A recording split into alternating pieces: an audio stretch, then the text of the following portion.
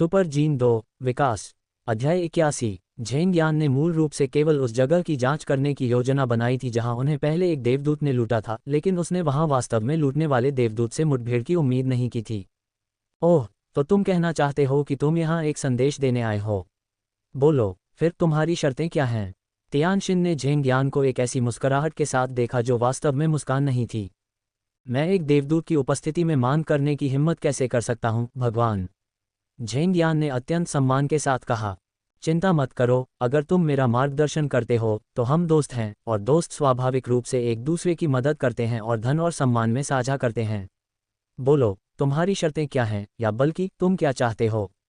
तियानशिन के चेहरे पर मुस्कान और भी स्पष्ट हो गई। मैं बिना किसी अन्य अनुरोध के केवल देवदूत भगवान से दोस्ती करना चाहता हूँ। यदि देवदूत प्रभु बहुत अधिक फसल काटता है और उसे पूरा नहीं उठा पाता है, तो मैं हमेशा के लिए आपका आभारी रहूंगा यदि आप बचे हुए हिस्से को मुझे दे दें, झेंग यान ने सिर झुकाते हुए कहा। मुझे आप जैसे लोगों से दोस्ती करना अच्छा लगता है। निश्चिंत रहें कि यदि आप जो कहते हैं वह सच है, तो आपको निश्चित रूप से पुरस्कारों की कमी नहीं होगी, तियानशिन ने वादा किया। तो मैं बहुत आभारी हूँ, झेंग यान ने चापलूसी के भाव के साथ जवाब दिया और आगे कहा, देवदूत प्रभु, हम हमेशा के लिए दोस्त रह सकते हैं, है न? बेशक, उस स्थिति में मैं देवदूत प्रभु से विनती करता हूं कि हमारे रिश्ते को उजागर न करें, अन्यथा मैं आपको अब और जानकारी नहीं दे पाऊंगा जो हमारी दीर्घकालिक मित्रता के साथ विश्वासघात होगा, झेंग यान ने कहा। हाँ, तियानशिन दिल खोलकर हंसा। आराम से रहो, तुम पहले अपने आप चले जाओ और मैं चुपके से पीछे आ जाऊंगा। एक बार जब हम पहुंच जाएं, तो बस मुझे संकेत दें और किसी और चीज की चिंता न करें। आपके उपकार के लिए धन्यवाद देवदूत प्रभु। इस जीवन में और अगले जीवन में मैं आपका मित्र हूँ, झेंग यान ने कमर झुकाते हुए और जमीन को छूने तक गहराई से झुकते हुए कहा। झेंग यान ने सोचा कि उसने अपनी गलतियों को पूरी तरह से छिपा लिया है, लेकिन उसे एहसास नहीं हुआ कि उसके घृणित व्यवहार को दुनिया भर के लोगों ने पहले ही तिरस्कृत कर दिया है। जानकारी की कमी के कारण झेंग यान वर्तमान स्थिति का उतना सटीक अनुमान नहीं लगा सका जितना लिन शेन लगा सकता था। उसने मान लिया कि तथाकथित पर्यवेक्षक निश्चित रूप से एलियन होंगे। अगर बाहरी लोग देख लें कि वह क्या कर रहा है तो उसे क्या फर्क पड़ता है? इसका उस पर कोई असर नहीं पड़ता। उसने कभी नहीं सोचा था कि रियल किंग कल्टीवेशन डिवाइस गलती से गिर गई थी और वास्तव में कोई ऑब्जर्वर नहीं बचा था। बेशक, लिन शेन ने भी यह अनुमान नहीं लगाया था कि उनकी तस्वीरें दुनिया भर में प्रसारित की जाएंगी। झेंग यान ने तो इस पर विचार भी नहीं किया होगा। झेंग यान को यह भी संदेह था कि कथित ऑब्जर्वर कोई और नहीं बल्कि यह एंजल था। एंजल के साथ सौदा करना ऑब्जर्वर के साथ सौदा करने जैसा था। झेंग यान ने अच्छी तरह से गणना की थी, लेकिन उसने यह अनुमान नहीं लगाया था कि उसका घिनौना चेहरा पहले ही दुनिया भर के अनगिनत लोगों ने देखा था और लू परिवार की उसकी हरकतों पर प्रतिक्रिया बेहद नाराजगी भरी थी। झेंग यान ने अपनी योजना के इतनी आसानी से सफल होने की उम्मीद नहीं की थी। शुरू में उसने लू किंग और अन्य लोगों को सचेत किए बिना एंजल को अकेले ही लिन शेन को लूटने के लिए फुसलाने के बारे में सोचा था। लेकिन अब जब उसने एंजल के साथ पहले ही व्यवस्था कर ली थी, तो उसने सोचा कि अगर वह अकेले लौटेगा तो लोगों को कुछ संदेह हो सकता है, इसलिए लू किंग और अन्य लोगों के साथ वापस जाने का बहाना बनाना बेहतर था। वह लुटेरे एंजल को उनके पास ले जाने के संदेह से बच सकता था और लू किंग को लूटे जाने से लिन शेन की परेशानी को भी देखने का मौका दे सकता था। ये सोचकर झेंग यान ने तियानशिन के साथ कुछ और शब्दों का आदान प्रदान किया और फिर खुद ही चला गया। जैसे ही वह उस क्षेत्र के पास पहुंचा जहां लू किंग और अन्य लोग शिकार कर रहे थे, झेंग यान ने घबराए होने का नाटक किया और धीमी आवाज में कहा, लू किंग, हमें जल्दी से यह जगह छोड़ देनी चाहिए। पास में एक बहुत ही भयानक बेस वेरिएंट प्राणी है, और अगर हम उसे चौंका देते हैं तो हम में से कोई भी जीवित नहीं बचेगा। जू तियानगे और लू किंग के जाने के बाद लिन शेन और वेई वुफू आराम करने के लिए एक पेड़ के नीचे बैठ गए। थोड़ी भूख लगने पर लिन शेन ने mutant sea demon god general base mutation fluid युक्त पानी की थैली निकाली और 2 घूंट पी लिए। भूख मिटाने के लिए साधारण बेस म्यूटेशन फ्लूइड ही काफ़ी होगा। तार्किक रूप से लिन शेन की वर्तमान स्थिति को देखते हुए म्यूटेटेड बेस म्यूटेशन फ्लूइड का बहुत अधिक उपयोग नहीं होना चाहिए। दुर्भाग्य से लिन शेन की आदत थी, जब भी वह खाता था तो हमेशा सबसे अच्छी चीज़ों से शुरू करता था। जो भी अच्छा लगता था वह पहले खाता था, जो भी उसे पसंद होता था वह पहले खाता था। इस आदत के कारण जब वह छोटा था तो उसे अपनी बड़ी बहन ने डांटा था। उस समय लिन शेन ने अपनी बहन को एक उदाहरण दिया था और उसके बाद उसने कभी भी इस आदत के लिए उसकी आलोचना नहीं की। लिन शेन ने जो कहानी सुनाई वह वास्तव में काफ़ी साधारण थी। यह एक बुजुर्ग व्यक्ति के बारे में थी जो सेब खरीदने के बाद हमेशा कुछ दोषों वाले सेब पहले खाता था। नतीजतन जो अच्छे सेब बच जाते थे वे बहुत लंबे समय तक संग्रहित रहते थे और कुछ समय बाद उनमें से कुछ खराब होने लगते थे। इसलिए बूढ़े व्यक्ति को केवल दोषपूर्ण सेब खाने को मिले और उसे कभी भी सबसे अच्छे और ताजे सेब का स्वाद नहीं मिला। बेशक उदाहरण लिन शेन की वर्तमान स्थिति से अलग था, लेकिन इसने उसे सबसे अच्छा बेस म्यूटेशन द्रव पीने से नहीं रोका। बेस म्यूटेशन फ्लूइड के 2 घूंट पीने के बाद लिन शेन को तुरंत ऐसा लगा जैसे 2 आग के गोले उसके गले से होते हुए उसके पेट में चले गए हों और फिर उसके पूरे शरीर में फैल गए हों। लिन शेन को अचानक ऐसा लगा जैसे उसके अंदर कोई भट्टी जल रही हो। उसके पसीने ने एक पल में उसके कपड़ों को भिगो दिया। वह सिर्फ स्टील लेवल पर था और mutated crystal base mutation fluid में मौजूद ऊर्जा बहुत ज्यादा थी, जिससे उसे ऐसा लग रहा था कि वह इसे शायद ही सहन कर सके। सौभाग्य से एवोल्यूशन थ्योरी ने एक बार फिर से काम करना शुरू कर दिया। म्यूटेटेड बेस म्यूटेशन फ्लूइड से ऊर्जा का उपयोग करके लगातार उसके शरीर को परिष्कृत किया, उसे मजबूत और उत्परिवर्तित किया जब तक कि वह जल्द ही झुलसने वाली सनसनी के अनुकूल होने में सक्षम नहीं हो गया।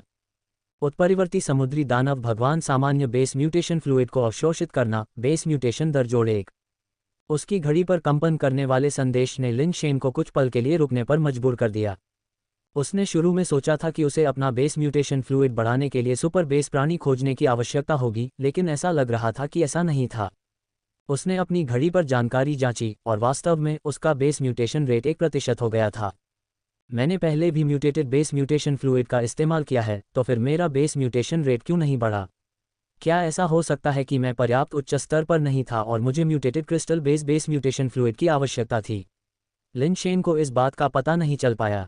बेस म्यूटेशन रेट में वृद्धि आखिरकार एक अच्छी बात थी, इसलिए लिन शेन ने mutant sea demon god general के बेस म्यूटेशन फ्लूइड को मुंह भर पीना जारी रखा। शुरू में उसका बेस म्यूटेशन रेट कुछ हद तक बढ़ा, लेकिन बेस म्यूटेशन फ्लूइड में वृद्धि धीरे धीरे कम होती गई। आखिरकार जब उसने जो बेस म्यूटेशन फ्लूइड पिया उससे उसके शरीर में जलन नहीं हुई, तो उसने उसके बेस म्यूटेशन रेट को बढ़ाना पूरी तरह से बंद कर दिया। लिन शेन ने जांच की और पाया कि उसका बेस म्यूटेशन रेट 5% तक पहुंच गया था और बचा हुआ mutant sea demon god general base mutation fluid 10वें हिस्से से भी कम था। लिन शेन ने बाकी को निगलने का फैसला किया, लेकिन फिर भी उसका बेस म्यूटेशन रेट बिल्कुल भी नहीं बढ़ा। क्या ये हो सकता है कि मेरा बेस म्यूटेशन रेट इसलिए बढ़ पाया क्योंकि यह एवोल्यूशन थ्योरी के प्रभावों से जुड़ा हुआ है? अन्यथा एवोल्यूशन थ्योरी के काम करना बंद करने के बाद मेरा बेस म्यूटेशन रेट क्यों बढ़ना बंद हो गया? लिन शेन ने अपने सिद्धांत का परीक्षण करने के लिए कुछ gold armoured sea demon base mutation fluid निकाला। यह संभवतः इसलिए था क्योंकि gold armoured sea demon base mutation fluid mutant sea demon god general के बेस म्यूटेशन फ्लूइड के समान ही विशेषता थी, जो अब लिन शेन के शरीर को एवोल्यूशन थ्योरी को सक्रिय करने के लिए उत्तेजित करने में पूरी तरह से असमर्थ थी। लिन शेन को तब poison mushroom beast base mutation fluid याद आया जिसे उसने पहले इकट्ठा किया था। उसे नहीं पता था कि यह उत्परिवर्तित था या नहीं, लेकिन उसने पहले इसे पीने की कोशिश करने का फैसला किया। लिन शेन ने जहर मशरूम जानवर के बेस म्यूटेशन द्रव को बाहर निकाला और सीधे एक बड़ा घूंट निगल लिया। उसने पहले से ही जहर मशरूम के बेस म्यूटेशन द्रव के लिए एक निश्चित प्रतिरोध विकसित कर लिया था, लेकिन इससे पहले वह केवल कुछ के साथ त्वचा के संपर्क में आया था और इसे सीधे इस तरह से निगला नहीं था। इस घूंट ने वास्तव में कुछ प्रतिक्रिया को उकसाया। लिन शेन ने अपने शरीर में खुजली महसूस की और अपनी आंखों के सामने नग्न छोटी परियों को उड़ते देखा। विकास सिद्धांत एक बार फिर सक्रिय हो गया, लगातार काम कर रहा था। जल्द ही मतिभ्रम और खुजली दूर हो रही थी, लेकिन उसकी घड़ी ने संकेत दिया। उत्परिवर्तित जहर मशरूम जानवर बेस म्यूटेशन द्रव को अवशोषित किया। बेस म्यूटेशन दर जोड़ 0। असंतुष्ट लिन शेन ने जहर मशरूम बेस म्यूटेशन द्रव पीना जारी रखा, जिससे उसके शरीर में विषाक्तता के लक्षण बढ़ गए। अंत में जब वह उत्परिवर्तित जहर मशरूम जानवर के आधार उत्परिवर्तन द्रव को समाप्त करने वाला था, तो उसकी घड़ी ने उसे सूचित किया कि उसकी आधार उत्परिवर्तन दर जोड़ 1 से बढ़कर 6% तक पहुंच गई है। तब तक लिन शेन को मोटे तौर पर समझ आ गया था। ऐसा लग रहा था कि न केवल उत्परिवर्तित क्रिस्टल बेस उसकी आधार उत्परिवर्तन दर को बढ़ा सकता है, बल्कि संभवतः किसी भी प्रकार का उत्परिवर्तित आधार उत्परिवर्तन द्रव भी ऐसा कर सकता है, जब तक कि वे अलग अलग प्रकार के हों। एक ही प्रकार का आधार उत्परिवर्तन द्रव बार बार उपयोग किए जाने के बाद आधार उत्परिवर्तन दर को और नहीं बढ़ाएगा। इसकी कुंजी विकास सिद्धांत में निहित है। विकास सिद्धांत के बिना उत्परिवर्तित आधार उत्परिवर्तन द्रव का उपयोग करने से आधार उत्परिवर्तन दर में वृद्धि नहीं होगी। यही मुख्य बिंदु था। इस खोज के साथ लिन शेन बहुत उत्साहित थे। वह अंततः अपनी आधार उत्परिवर्तन दर को बढ़ा सकता था और मिश्र धातु स्तर तक उसकी उन्नति पहुंच के भीतर थी। हालांकि यह थोड़ा अधिक कठिन था, क्योंकि उसे अपनी आधार उत्परिवर्तन दर को बढ़ाने के लिए विभिन्न प्रकार के उत्परिवर्तित आधार उत्परिवर्तन द्रव को खोजने की आवश्यकता थी। फिर भी यह कोई प्रगति न होने से बेहतर था। अपने पिछले अनुभवों के आधार पर लिन शेन ने अनुमान लगाया कि उत्परिवर्तित आधार उत्परिवर्तन द्रव का स्तर जितना अधिक होगा, उतना ही यह आधार उत्परिवर्तन दर को बढ़ाएगा। उदाहरण के लिए, एक उत्परिवर्ती समुद्री दानव भगवान जनरल अपनी दर को 5 अंकों तक बढ़ा सकता है, जबकि एक उत्परिवर्ती जहर मशरूम केवल 1 अंक तक। इस तर्क के अनुसार, यदि वह 19 और प्रकार के उत्परिवर्तित क्रिस्टल आधारित जीव पा सकता है, तो वह 100% आधार उत्परिवर्तन दर तक पहुंचने में सक्षम होगा। यदि यह उत्परिवर्ती स्टील जीव होते तो उसे 94 विभिन्न प्रजातियों की आवश्यकता होती। इसे ध्यान में रखते हुए, ये वास्तव में आसान नहीं था। ये निश्चित रूप से घर पर प्राप्त करने योग्य नहीं था, लेकिन इस ग्रह पर यह बहुत कठिन नहीं होना चाहिए। क्या मुझे उल्टी गिनती समाप्त होने के बाद भी यहाँ रहना जारी रखना चाहिए? लिनशेन ने इस मुद्दे पर विचार किया। यदि वह नहीं रुकता तो उसके लिए बाहर आगे बढ़ना कठिन होगा, लेकिन उत्परिवर्तित क्रिस्टल आधारित जीवों को रोकना और उन्हें मारना भी कोई आसान काम नहीं था, क्योंकि इसके लिए उसे अपनी जान जोखिम में डालनी पड़ती। उसके हाथ में बहुत सारे ट्रम्प कार्ड नहीं थे। एंजल रिवॉल्वर 1 के रूप में गिना जाता था, फिजाइक फैटी 1 और के रूप में, और यदि डेथ पाउडर अपना विकास पूरा कर सकता है तो ये भी 1 के रूप में गिना जाएगा। समस्या ये थी कि ये 3 तुरुप के पत्ते ऐसे नहीं थे जो स्थिर आउटपुट दे सकें। एंजल रिवॉल्वर को काम करने के लिए उच्च स्तरीय कैप्सूल की आवश्यकता थी, जो लिनशेन के पास वर्तमान में नहीं था। उसके पास डेथ पाउडर से बनी केवल 1 गोली थी। यह अनिश्चित था कि फिजाई वास्तव में कितनी शक्तिशाली थी। यदि यह शक्तिशाली नहीं थी तो ये ब्लैक कैप्ड मशरूम बीस्ट को कैसे दबा सकती थी? फिर भी यदि यह शक्तिशाली थी तो इसने ब्लैक कैप्ड मशरूम बीस्ट को क्यों नहीं मारा? इसके अलावा, हालांकि ब्लैक कैप्ड मशरूम बीस्ट बुद्धिमान और सक्षम था, फिर भी ये केवल एक उत्परिवर्तित मिश्र धातु था। इसकी बुद्धिमत्ता और अधीनस्थों की भीड़ इसकी सबसे मजबूत विशेषताएं थीं, न कि इसका स्तर। उत्परिवर्तित क्रिस्टल आधारित प्राणियों के खिलाफ फिजाई की वास्तविक प्रभावशीलता अज्ञात रही। ये भी स्पष्ट नहीं था कि डेथ पाउडर अपना विकास कब पूरा करेगा। अभी के लिए इसका उपयोग केवल एक गोली के रूप में किया जा सकता है। वास्तव में, लिनशेन के पास एक और तुरुप का पत्ता था, लेकिन इसके लिए बहुत सारी मौतें जरूरी थीं, और वह इस पर निर्भर नहीं था। जब लिनशेन इस पर विचार कर रहा था तो उसने अचानक वेई वुफू को अपने पास आते देखा। वेई के मजबूत हाथों ने उसके कंधों को पकड़ लिया और उसे गहरी भावना से देखा। वेई, तुम क्या कर रहे हो? लिनशेन ने पीछे हटने की कोशिश की, लेकिन पेड़ का तना उसके ठीक पीछे था, जिससे उसके पास जाने के लिए कोई जगह नहीं थी। आहत भावनाएं, बेहोशी, बेकार, खुश हो जाओ, मर्द बनो, तभी उसका दिल बदलेगा। वेई ने ऐसे कहा जैसे वह पहले से ज्यादा मुखर था। लिनशेन को तुरंत एहसास हुआ कि वेई ने उसके और लूकिंग के बीच कुछ महसूस किया था, और उसने गलती से सोचा कि वह अभी भी लूकिंग पर लटका हुआ है, खुद को सुन्न करने के लिए जहर मशरूम जानवर के बेस म्यूटेशन फ्लूइड का इस्तेमाल कर रहा है। भाई, मैं समझ गया, क्या तुम मुझे पहले जाने दोगे? लिनशेन ने एक कड़वी मीठी मुस्कान के साथ कहा। ये कठिन है, लेकिन ब्लेड तकनीक का अभ्यास करना यह उपयोगी है। वेई वुफू ने लिनशेन को छोड़ दिया और उसे अपना मिश्र धातु ब्लेड सौंप दिया, एक दृढ़ भाव के साथ कहा। लिनशेन वास्तव में इसे लेना नहीं चाहता था, लेकिन वेई वुफू के व्यवहार को देखकर उसने फिर भी ब्लेड ले लिया। वेई वुफू के लिए आराम की पेशकश करना दुर्लभ था। लिनशेन को लगा कि अगर वह सहयोग नहीं करता है तो यह वेई वुफू के लिए अनुचित लगेगा। लिनशेन के ब्लेड लेने के बाद वेई वुफू ने उसे ब्लेड तकनीक का प्रदर्शन करना शुरू किया। वेई वुफू की ब्लेड तकनीक वाकई बहुत शक्तिशाली थी, सिर्फ प्रदर्शन ने ही लिनशेन को चकित कर दिया। ब्लेड तकनीक और चाल में इतने सारे बदलाव और जटिलताएं थीं कि लिनशेन, जिनकी याददाश्त औसत थी, पहले वाले को याद रखते हुए बाद के मूव को भूल जाते थे, और इसके विपरीत उन्हें याद रखने के लिए उन्हें कई बार अभ्यास करना पड़ा। वेई, क्या कोई सरल ब्लेड तकनीक नहीं है? लिनशेन ने आह भरी, उसे वाकई हार मानने का मन कर रहा था। सरल है, एक दिन इसे सीखो, वेई वुफू ने कहा। ये सुनकर लिनशेन को सीखने की इच्छा और भी कम हो गई। तुम्हारी बहन, इसे एक दिन में सीखो। मैं इतने दिनों से पढ़ रहा हूँ और मुझे अभी भी सभी बदलाव याद नहीं हैं। दूसरों से अपनी तुलना करना वाकई पागलपन है। वेई, क्या तुम्हें ब्लेड का अभ्यास करने का ये तरीका थकाऊ और उबाऊ नहीं लगता? लिनशेन ने ब्लेड को एक तरफ रख दिया और झुंझलाहट के साथ बैठ गया। नहीं, ये दिलचस्प है, वेई वुफू ने अपना सिर हिलाया। ठीक है, तुम सामान्य नहीं हो। इस तरह के नीरस अभ्यास का तुम्हारे लिए दिलचस्प होना भी काफ़ी अपेक्षित है। लेकिन मैं एक सामान्य व्यक्ति हूँ, इस तरह का अभ्यास मेरे लिए बहुत उबाऊ है और यह व्यर्थ है। भले ही मैंने इसे सीख लिया हो, मैं अभ्यास जारी नहीं रख पाऊंगा। अभ्यास के बिना मैं इसे पूर्ण नहीं कर सकता, और अपूर्णता दोषों की ओर ले जाती है। दोष किसी के लिए मुझे मारना आसान बनाते हैं। मुद्दे पर आओ, वेई वुफू ने लिनशेन को बीच में टोकते हुए कहा। क्या तुमने कभी मुझे किसी अलग तरीके से सिखाने के बारे में सोचा है? लिनशेन ने आंखें मूंद कर प्रस्ताव रखा। बदलाव, तरीका? वेई वुफू ने हैरान होकर पूछा। देखो, उदाहरण के लिए, लिनशेन उत्साहित हो गया, खड़ा हो गया, और दोनों हाथों से वेई वुफू के बगल में रखे भारी सुनहरे क्रिस्टल के त्रिशूल को उठाया और एक बड़े पेड़ के पास चला गया। फिर त्रिशूल का उपयोग करते हुए उसने पेड़ पर एक के बाद एक वृत्त उकेरे, बड़े वृत्त छोटे वृत्तों को समाहित करते हुए, बिल्कुल पेड़ के छल्लों की तरह। बहुत मेहनत से कई वृत्त बनाने के बाद लिनशेन संतुष्टि के साथ पीछे हट गया और फिर मिश्र धातु के ब्लेड के मूठ को पकड़कर उसने अपने द्वारा बनाए गए वृत्तों पर निशाना साधा और ब्लेड को जोर से फेंका। मिश्र धातु का ब्लेड पेड़ के तने में एक वृत्त के ठीक अंदर फंस गया। देखो, सबसे बड़ा बाहरी घेरा 1 अंक के बराबर है, फिर यहाँ ये छोटा हिस्सा 2 अंक के बराबर है, 3 अंक के बराबर, 4 अंक के बराबर, और बीच का हिस्सा 10 अंक के बराबर है, लिनशेन ने किनारे पर समझाया। लिनशेन के वीडियो फीड को देखने वाले लोग दंग रह गए। ये ब्लेड अभ्यास नहीं था जो लिनशेन कर रहे थे, ये डार्ट्स के खेल की तरह था।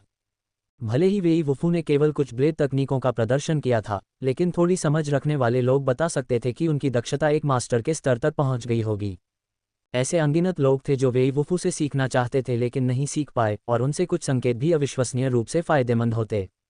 और यहाँ लिनशेन थे, जिन्हें व्यक्तिगत रूप से ऐसे गुरु द्वारा सिखाया जा रहा था, फिर भी वे सीखने के लिए अनिच्छुक थे, शिकायत कर रहे थे कि यह बहुत परेशानी भरा था, और यहाँ तक कि चाकू फेंकने का कोई खेल भी बना रहे थे। ये व्यवहारिक रूप से ब्लेड तकनीक के मास्टर वेई वुफू का अपमान था। कई लोग केवल ये सोचकर विलाप कर सकते थे कि अमीर लोग इतने स्वेच्छाचारी हो सकते हैं और प्लेबॉय ही रहेंगे, उनके विचार की दुस्साहसता पर आश्चर्यचकित थे। ये संभव है, वेई वुफू को बिल्कुल भी परेशानी नहीं हुई और वास्तव में लिनशेन के साथ सहमति में सिर हिलाया। बहुत आसान है, कोई फायदा नहीं। वेई वुफू आगे बढ़े, मिश्र धातु ब्लेड को ट्रंक से निकाला और उसे म्यान में रख लिया। उसने लिनशेन के हाथ से त्रिशूल लेने के लिए हाथ बढ़ाया, बड़े पेड़ से ठीक एक त्रिशूल फेंकने की दूरी पर खड़ा हो गया, एक हाथ से त्रिशूल के सिरे को पकड़ लिया और अचानक तेजी से वार करना शुरू कर दिया। त्रिशूल एक मशीन गन की तरह बिजली की तेजी से आगे पीछे वार करता हुआ, एक पल में अनगिनत बार छेद करता हुआ, हर बार बिल्कुल केंद्र पर सटीक रूप से वार करता हुआ। 10 वार, 10 पॉइंट। वेई वुफू ने बात खत्म करने के बाद पीछे हटते हुए त्रिशूल को वापस लिनशेन को सौंप दिया। कुछ दिलचस्प है, लिनशेन ने त्रिशूल स्वीकार किया और फिर उस स्थान पर चले गए जहां वेई वुफू अभी खड़े थे। उनकी मुद्रा की नकल करते हुए उन्होंने एक हाथ से त्रिशूल का सिरा पकड़ लिया और अचानक अपनी ताकत लगाते हुए त्रिशूल को पेड़ पर गोलाकार लक्ष्य की ओर धकेल दिया। परिणामस्वरूप ये वार केवल 7 बिंदुओं पर लगा और ब्लेड भी नहीं घुसा। लिनशेन के 7 बिंदुओं पर वार करने का मतलब यह नहीं था कि उसके पास 7 बिंदुओं की क्षमता थी, बल्कि इसलिए कि वह ब्लेड के लैंडिंग स्पॉट को नियंत्रित नहीं कर सकता था, जो बेतरतीब ढंग से 7 बिंदु क्षेत्र को छेद देता था। लिनशेन के लिए ये त्रिशूल बहुत भारी था और इस ग्रह के मजबूत गुरुत्वाकर्षण के साथ वह दोनों हाथों से त्रिशूल को संभाल सकता था, मुश्किल से बीच को पकड़ सकता था, लेकिन इस तरह से अंत को पकड़ना उसके नियंत्रण और ताकत से थोड़ा परे था। वह वार पहले से ही ताकत के विस्फोटक रिलीज के कारण था, नियंत्रण की तो बात ही छोड़िए। क्या वह वेई वुफू की तरह लगातार 10 बार वार कर सकता है? इसकी गारंटी लिनशेन नहीं दे सकता था, इतनी गति और सटीकता के साथ तो बिल्कुल भी नहीं। ये वाकई दिलचस्प है। लिनशेन ने कुछ और बार वार करने की कोशिश की, लेकिन ब्लेड कहाँ गिरे इस पर नियंत्रण नहीं कर सका। एक बार उसने बहुत ज्यादा बल लगाया और एक तरफ फिसल गया, न केवल स्को करने में विफल रहा बल्कि पेड़ को पूरी तरह से चूक गया। लिनशेन के प्रदर्शन ने बाहर मौजूद भीड़ को हंसाया।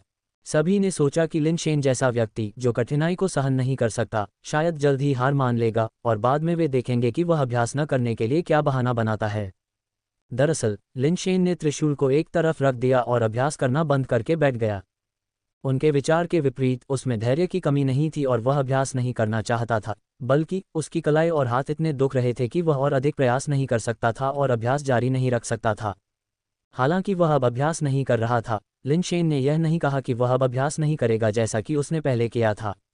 इसके बजाय वह अपने दिल में सोच रहा था कि वह त्रिशूल को कैसे नियंत्रित कर सकता है।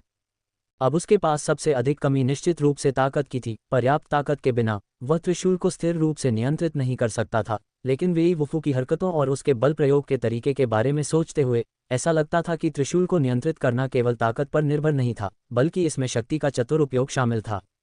अपनी आंखें बंद करके लिनशेन ने बार बार वेई वुफू की हरकतों को याद किया और अधिक से अधिक यह महसूस किया कि इसमें एक चतुराई थी और ताकत ही सब कुछ नहीं थी।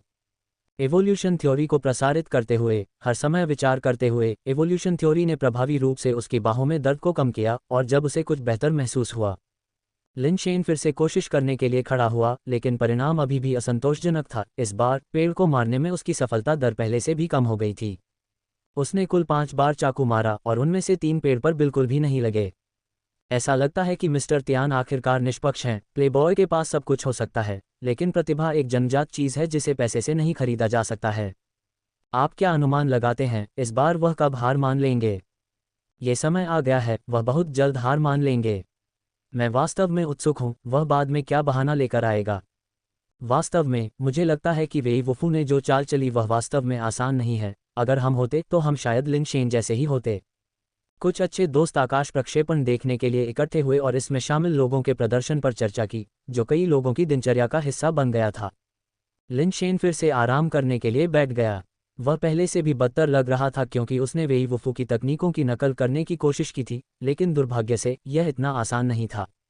कौशल में महारत हासिल करने से पहले उसका नियंत्रण और भी कमज़ोर हो गया। हालांकि लिन शेन का हार मानने का कोई इरादा नहीं था, वह वास्तव में उन चीज़ों के साथ काफ़ी धैर्यवान था जो उसे रुचिकर लगती थीं। थोड़ी देर आराम करने के बाद जैसे ही लिन शेन इसे फिर से आजमाने वाला था, उसने दूर से एक आकृति को आते देखा। दोनों आदमी खड़े होकर देखने लगे और पहचान लिया कि वे लू किंग और लू परिवार के लोग हैं। वेई वुफू और लिन शेन दोनों को यह अजीब लगा। वे कुछ ही घंटे पहले गए थे, तो वे इतनी जल्दी क्यों लौट आए? क्या कुछ हुआ होगा? निश्चित रूप से कुछ ही समय में लू किंग और अन्य लोग दौड़कर उनके करीब पहुंच गए, उनमें से कई सांस लेने के लिए हौंफ रहे थे। क्या हुआ? लिन शेन ने उनकी हालत और किसी भी घाव की कमी को देखते हुए पूछा, जो किसी हमले का संकेत नहीं था। हमने एक क्रिस्टल आधारित प्राणी का सामना किया जो दूसरी तरफ बहुत मजबूत लग रहा था। हम इसे परेशान करने से डरते थे, इसलिए हम पहले वापस आ गए, झेंग यान ने जल्दी से समझाया। बहुत मजबूत? कितना मजबूत? लिन शेन ने पूछा। झेंग यान का वर्णन उसे अजीब लगा। ये बहुत बड़ा था, झेंग यान ने सहजता से कहा। चूंकि झेंग यान का स्पष्टीकरण धुंधला था, लिन शेन और अधिक पूछताछ करना चाहता था। तभी अचानक उसने दूर से आकाश से उड़ती हुई एक आकृति देखी। यह महसूस करते हुए कि लिन शेन और वेई वुफू के हाव भाव ठीक नहीं थे, सभी ने मुड़कर देखा और तुरंत दूर आकाश में एक धुंधली आकृति देखी जो उनकी ओर तेजी से बढ़ रही थी। दूरी के कारण वे आकृति की विशेषताओं को नहीं पहचान सके, लेकिन एंजल के पंखों की जोड़ी और सफ़ेद लबादे से वे पहले से ही उसकी पहचान की पुष्टि कर सकते थे। एक डाकू एंजल, किसी ने कांपते हुए पुकारा, संभवतः ऐसे डाकू एंजल द्वारा हावी होने के डर को याद करते हुए। तब तक दुनिया भर में लोग हंगामा मचा रहे थे और कई गर्म स्वभाव वाले लोग झेंग यान को उसकी बेशर्मी के लिए कोस रहे थे। खुद एक देवदूत द्वारा लूटे जाने के बाद वह दूसरों को अच्छा होते हुए नहीं देख सकता था और अपने साथियों को धोखा देने की हद तक चला गया, एक सच्चा बदमाश और अपमान। ये यूजेन ने अपने दिल को कसकर पकड़ते हुए देखा, उसकी हथेलियां पसीने से तर थीं। ज्यादातर लोग इस बात से अनजान थे कि तियानशिन क्या होता है, लेकिन ये यूजेन जानता था कि तियानशिन कोई देवदूत नहीं था, बल्कि ब्रह्मांड में सेलेस्टियल रेस का एक प्रसिद्ध सदस्य था। सेलेस्टियल क्रिस्टल बेस से पैदा होते हैं और बिना ऊपर चढ़े भी सेलेस्टियल रेस के एक वयस्क सदस्य की युद्ध क्षमता एक नियमित क्रिस्टल आधारित प्राणी से अतुलनीय है। लिन शेन का पेट कैप्सूल लॉन्चर भी कुछ ऐसा था जिससे ये यूजेन पहचानती थी। उसके दृष्टिकोण से ये वास्तव में एक अच्छा टुकड़ा था। हालांकि म्यूटेंसी डेमन गॉड जनरल को मारने में इसकी सफलता में कुछ किस्मत और एक आश्चर्यजनक हमले का लाभ शामिल था। एक वयस्क सेलेस्टियल को मारने के लिए उस पेट कैप्सूल लॉन्चर का उपयोग करना म्यूटेंसी डेमन गॉड जनरल को मारने से कहीं अधिक कठिन होगा। आखिरकार सेलेस्टियल रेस के हर सदस्य के पास एक पालतू कैप्सूल लॉन्चर था और वे मनुष्यों की तुलना में इसके साथ अधिक निपुण थे, जिससे यह असंभव हो गया कि लिन शेन को किसी प्रतिद्वंद्वी को आश्चर्यचकित करने का एक और मौका मिलेगा। न ही सेलेस्टियल म्यूटेंसी डेमन गॉड की तरह वहां खड़ा रहेगा और उसे गोली चलाने देगा। इसके अलावा लिन शेन के पास अब दुश्मन को विचलित करने के लिए गोल्ड क्रिस्टल हॉन्ट गाय और रेड जेड शेर नहीं थे, जबकि सेलेस्टियल ने कई मानव पालतू जानवरों को छीन लिया था, जिसमें झेंग यान का रेड जेड शेर भी शामिल था। आप इससे कैसे निपटेंगे? बाई शेनफेई छत पर रेलिंग के सामने खड़ी थी, लिन शेन की स्क्रीन को दिलचस्पी से देख रही थी। देवदूत उतरता है। तियानशिन धीरे धीरे बड़े पेड़ के सामने उतरा। उसके प्राचीन पंख, सुनहरे कल और सफ़ेद लबादा सभी सूरज की रोशनी में इतने पवित्र दिखाई दे रहे थे, वास्तव में एक अछूते देवदूत की तरह। जैसे ही वह नीचे उतरा, उसकी निगाह धीरे धीरे घने छत से आगे बढ़ी और उसने पेड़ के नीचे खड़े व्यक्ति का चेहरा देखा। ये चेहरा! तियानशिन की पुतलियां सिकुड़ गईं क्योंकि उसने तुरंत लिन शेन को पहचान लिया और फिर उसकी नज़र वेई वुफू पर पड़ी। क्रोध एक पल में उमड़ पड़ा, उसके दिल में बेकाबू गुस्सा। तुम दोनों कमीने, आज आने की हिम्मत कर रहे हो। अगर मैं तुम्हें तुम्हारे अंडरवियर तक नंगा नहीं कर देता तो मैं तियानशिन नहीं हूँ। जब वह चुपचाप उबल रहा था, तियानशिन ने अपनी आंख के कोने से म्यूटेंसी डेमन गॉड जनरल की लाश की एक झलक देखी, जिससे उसके दिल में सिहरन दौड़ गई। इतने लंबे समय से यहाँ रहने के कारण उसने म्यूटेंसी डेमन गॉड जनरल को पहले भी देखा था। वह म्यूटेंसी डेमन गॉड जनरल का शिकार करना चाहता था, लेकिन दुर्भाग्य से वह समुद्र में इसका फायदा नहीं उठा सका।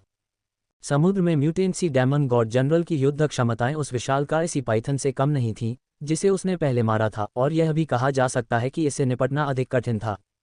तियानशिन को नहीं पता था कि म्यूटेंसी डेमन गॉड जनरल के किनारे आने के बाद लिन शेन और उसके समूह ने उसे मार दिया था या नहीं, और उसने तुरंत संघर्ष महसूस किया। म्यूटेंसी डेमन गॉड जनरल के सिर में छेद को देखते हुए उसका दिल फिर से धड़कने लगा। ये स्पष्ट था कि माथे के अलावा म्यूटेंसी डेमन गॉड जनरल के शरीर पर कोई अन्य चोट नहीं थी। ये दर्शाता है कि उसे एक ही वार में मार दिया गया था। म्यूटेंसी डेमन गॉड जनरल को एक ही वार में मारने के लिए आवश्यक ताकत निश्चित रूप से तियानशिन को बहुत डराती थी। कोई फर्क नहीं पड़ता, वह अभी भी क्रिस्टल बेस लेवल पर था।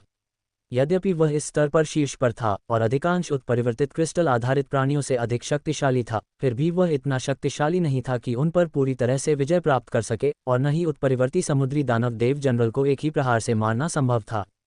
जैसे ही उसकी नज़र लिन शेन पर लौटी, तियानशिन को लिन शेन की एक अनोखी क्षमता याद आई जो उसे एक झटके से स्थिर कर देती थी, और उसका मन फिर से डर से भर गया। लिन शेन की छवि एक धुंधले धुंध में लिपटी हुई, लंबी होती हुई प्रतीत हुई। एक अचंभे में उसने सोचा कि उसने लिन शेन के मुंह के कोने पर एक हल्की मुस्कान खेलती हुई देखी। यह आदमी कोई साधारण इंसान नहीं है, इसने मुझे पहले नहीं मारा था और अब वह वापस आ गया है। निश्चित रूप से वह पूरी तरह से तैयार है। म्यूटेंसी डेमन गॉड जनरल को एक ही वार में मार दिया गया, जिससे पता चलता है कि उसने जो तरीका तैयार किया होगा वह कितना क्रूर होगा। शायद वह बस मेरा इंतजार कर रहा है कि मैं उसे एक और डकैती के लिए सौंप दूं। इस एहसास पर तियानशिन को अचानक से समझ में आया, उसके दिमाग में एक बात समझ में आई। कोई आश्चर्य नहीं कि उस शापित मानव ने मुझे खबर देने के लिए अपने साथियों को धोखा दिया। ऐसा कोई व्यक्ति कैसे हो सकता है? ये सब एक साजिश होनी चाहिए। वे दो कमीने अभी भी मुझे लूटना चाहते हैं। तियानशिन ने झेंग यान को एक ठंडी नज़र से देखा, अपने दिल में अपने पूर्वजों को कोसते हुए, और अगर उसे कभी मौका मिला तो वह उसे मौत की कामना करने पर मजबूर कर देगा। एक देवदूत को लूटना, अलग हो जाओ और भाग जाओ। लू किंग, तुम पहले जाओ, मैं पीछे से कवर करूंगा। झेंग यान का अभिनय वाकई असाधारण था। उसका चेहरा आतंक की तस्वीर था, क्योंकि उसने लू किंग को पकड़ लिया और भाग गया, चिल्लाना और अपने साथियों को याद दिलाना नहीं भूला। बाहर से देखने वाले लोग झेंग यान के अभिनय कौशल की प्रशंसा करने से खुद को रोक नहीं पाए। उन्हें एहसास हुआ कि यह व्यक्ति वास्तव में कितना चालाक था। अगर झेंग यान के कार्यों को भगवान की नज़र से नहीं देखा जाता तो शायद वे अब उससे प्रभावित हो जाते। यह आदमी वास्तव में दिल से बेशर्म है। यहाँ तक कि वांग तियान र भी मदद नहीं कर सका और कहा, वह व्यक्ति वास्तव में बहुत उबाऊ है। लेकिन अगर इसका मतलब है कि हम लिन शेन से छुटकारा पा सकते हैं तो यह इतनी बुरी बात नहीं हो सकती है, क्यूई शुहेंग ने कहा। यह सब इस बात पर निर्भर करता है कि लिन शेन आज्ञाकारी रूप से खुद को लूटने देगा या नहीं। हालांकि उसका हैंडगन दुर्जय है, लेकिन यह शायद एक देवदूत को लूटने के लिए कोई मुकाबला नहीं है।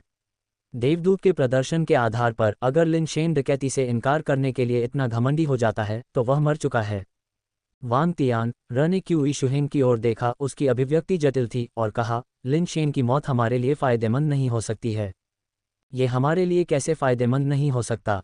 क्या तुमने उसकी बंदूक की ताकत नहीं देखी? अगर हम उसे सिर्फ उस बंदूक के साथ जिंदा वापस आने देते तो वह हमारे दोनों परिवारों के लिए बहुत बड़ा खतरा बन जाता, क्यू शुहेंग ने तर्क दिया। क्या तुम्हें सच में लगता है कि वह हमारे लिए खतरा है? वांग तियान र ने पूछा। वह क्यों नहीं होगा? क्यू शुहेंग को लगा कि वांग तियान र आज अजीब तरह से बोल रहा था। आइए इसे इस तरह से कहें, क्यू, वांग और लिन परिवारों के बीच हमारे दो परिवार बेहतर तरीके से कैसे मिलजुल कर रह पाए हैं। क्यू शुहेंग के बोलने से पहले वांग तियान र ने आह भरी आगे कहा, हालांकि हम इसे स्वीकार करने में अनिच्छुक हैं, लेकिन हम गहराई से जानते हैं कि हम लिन परिवार के उन भाइयों को नहीं हरा सकते। जब श्री लिन ज़ोंगजेंग आसपास थे तब भी हम उन्हें नहीं हरा सकते थे, और अब जब वे चले गए हैं तब भी हम उन्हें नहीं हरा सकते। क्योंकि हम अपने दिल में जानते हैं कि लिन परिवार में हमें खत्म करने की क्षमता है, इसलिए हम अवचेतन रूप से गर्मजोशी के लिए एक साथ रहना चाहते हैं। हम पहले तीसरे और चौथे भाइयों को संभाल नहीं पाए थे, और अब पांचवां भाई तेजी से खतरा बन रहा है। लेकिन क्या हुआ? अगर पांचवां भाई मर जाता है तो क्या हम अचानक लिन परिवार को हरा पाएंगे? क्या तुम उस व्यक्ति को भूल गए हो जिससे हम जायंट माउंटेन पर मिले थे? इस भाषण के बाद क्यू शुहेंग चुप हो गया। हालांकि वह इसे स्वीकार नहीं करना चाहता था, लेकिन वह जानता था कि वांग तियान र सही था। अब लौकी पर्वत का रहस्य और नहीं छिपाया जा सकता, और बड़े परिवारों के लोगों के आने में बस कुछ ही समय बाकी है। इस समय हमारे तीन परिवारों को वास्तव में एक ही पक्ष में होना चाहिए, हथियारों में साथी। अगर तीनों परिवार एकजुट होते हैं तो हमारे पास उन बड़े परिवारों से सबसे अधिक लाभ प्राप्त करने का बेहतर मौका है। आखिरकार इतने सालों तक एक ही बेस में एक साथ रहने के बाद हम दोनों अच्छी तरह से जानते हैं कि लिन परिवार किस तरह के लोग हैं। वे दूसरों को पूरी तरह से खत्म करने वाले प्रकार के नहीं हैं। अन्यथा हमारे दो परिवार उस स्थिति में नहीं होते जिसमें हम अभी हैं, वांग तियान र ने आगे कहा। एक लंबी चुप्पी के बाद क्यू शुहिंग ने हल्की आह भरी और कहा, मुझे उम्मीद थी कि वह जगह हमारे लिए एक बड़ा अवसर हो सकती है, लेकिन अब ये सब खत्म हो गया है। एलियन वर्ल्ड के ऊपर लू परिवार से लूटे गए लोग बिखर गए और सभी दिशाओं में भाग गए, कोई भी फिर से लूटा जाना नहीं चाहता था। वे बस थोड़ी सी संपत्ति बचाने में कामयाब रहे थे और अगर यह फिर से छीन ली गई तो उनके पास वास्तव में कुछ भी नहीं बचेगा। जाओ, लू किंग ने दांत पीसते हुए आग्रह किया। वह भागी नहीं, बल्कि झेंग यान का हाथ झटक कर लिन शेन की तरफ भागी। झेंग यान का चेहरा बदसूरत हो गया, लेकिन ऐसे पल में वह ज्यादा कुछ नहीं कह सका। लिन शेन ने आश्चर्य से लू किंग को देखा, उसे उम्मीद नहीं थी कि वह ऐसा करेगी। लिन शेन को अपनी ओर देखते हुए देखकर लू किंग ने बेपरवाह दिखने की कोशिश की और कहा, मुझे गलत मत समझो, मैंने सोचा कि मैं वैसे भी भाग नहीं सकती, इसलिए मैं प्रयास बर्बाद नहीं करना चाहती थी। लिन शेन ने लू किंग को देखा, खुद से सोचते हुए, लू किंग वास्तव में एक अच्छी इंसान है, बस यह है कि भाग्य को समझना बहुत मुश्किल है। लू किंग ने अपना सिर दूसरी तरफ घुमाया, लिन शेन की नज़रों का सामना करने में असमर्थ, और उस देवदूत को देखा जो उनके सामने जमीन पर उतरा था, ये सोचकर कि अगर उसे लूटा जाने वाला था तो वह लिन शेन को फिर से अकेला नहीं छोड़ना चाहती थी।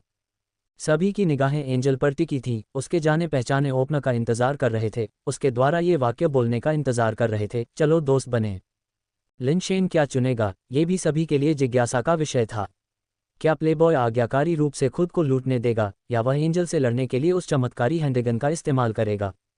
बहुत से लोग उसके अवसरों के बारे में आशावादी नहीं थे। आखिरकार लिन शेन का खुद का स्तर बहुत कम था। अगर वास्तव में कोई लड़ाई छिड़ गई तो उसे अपनी बंदूक चलाने का मौका भी नहीं मिल सकता। आखिरकार बंदूक चलाने में अभी भी समय लगता है और आश्चर्यजनक शॉट के अवसर के बिना एंजल उसे गोली चलाने का मौका नहीं देगा। उत्सुकता से प्रतीक्षा कर रहा तियानशिन अब वास्तव में पीछे मुड़ना और जाना चाहता था। उसे इस बात का पछतावा था कि उसने इतनी हिम्मत से भागने से पहले यह नहीं देखा कि यहाँ कौन है। उसने जाने के बारे में सोचा, लेकिन वह लिन शेन को अपनी पीठ दिखाने से डर रहा था, कहीं लिन शेन उसे चौंका न दे। उसने लिन शेन की गति देखी थी, हालांकि वह केवल एक स्टील लेवल था। लिन शेन उससे ज्यादा तेज चल रहा था, जो कि अवैज्ञानिक था। तियानशिन ने शांत और संतुलित होने का दिखावा किया, फिर भी उसने एक और कदम आगे बढ़ने से इनकार कर दिया। लिन शेन को देखते हुए एक सुंदर मुस्कान प्रकट की और कहा, दूर से दोस्तों का आना खुशी की बात है। मेरे प्यारे दोस्त, ऐसा लगता है कि तुम हाल ही में काफ़ी अच्छा कर रहे हो।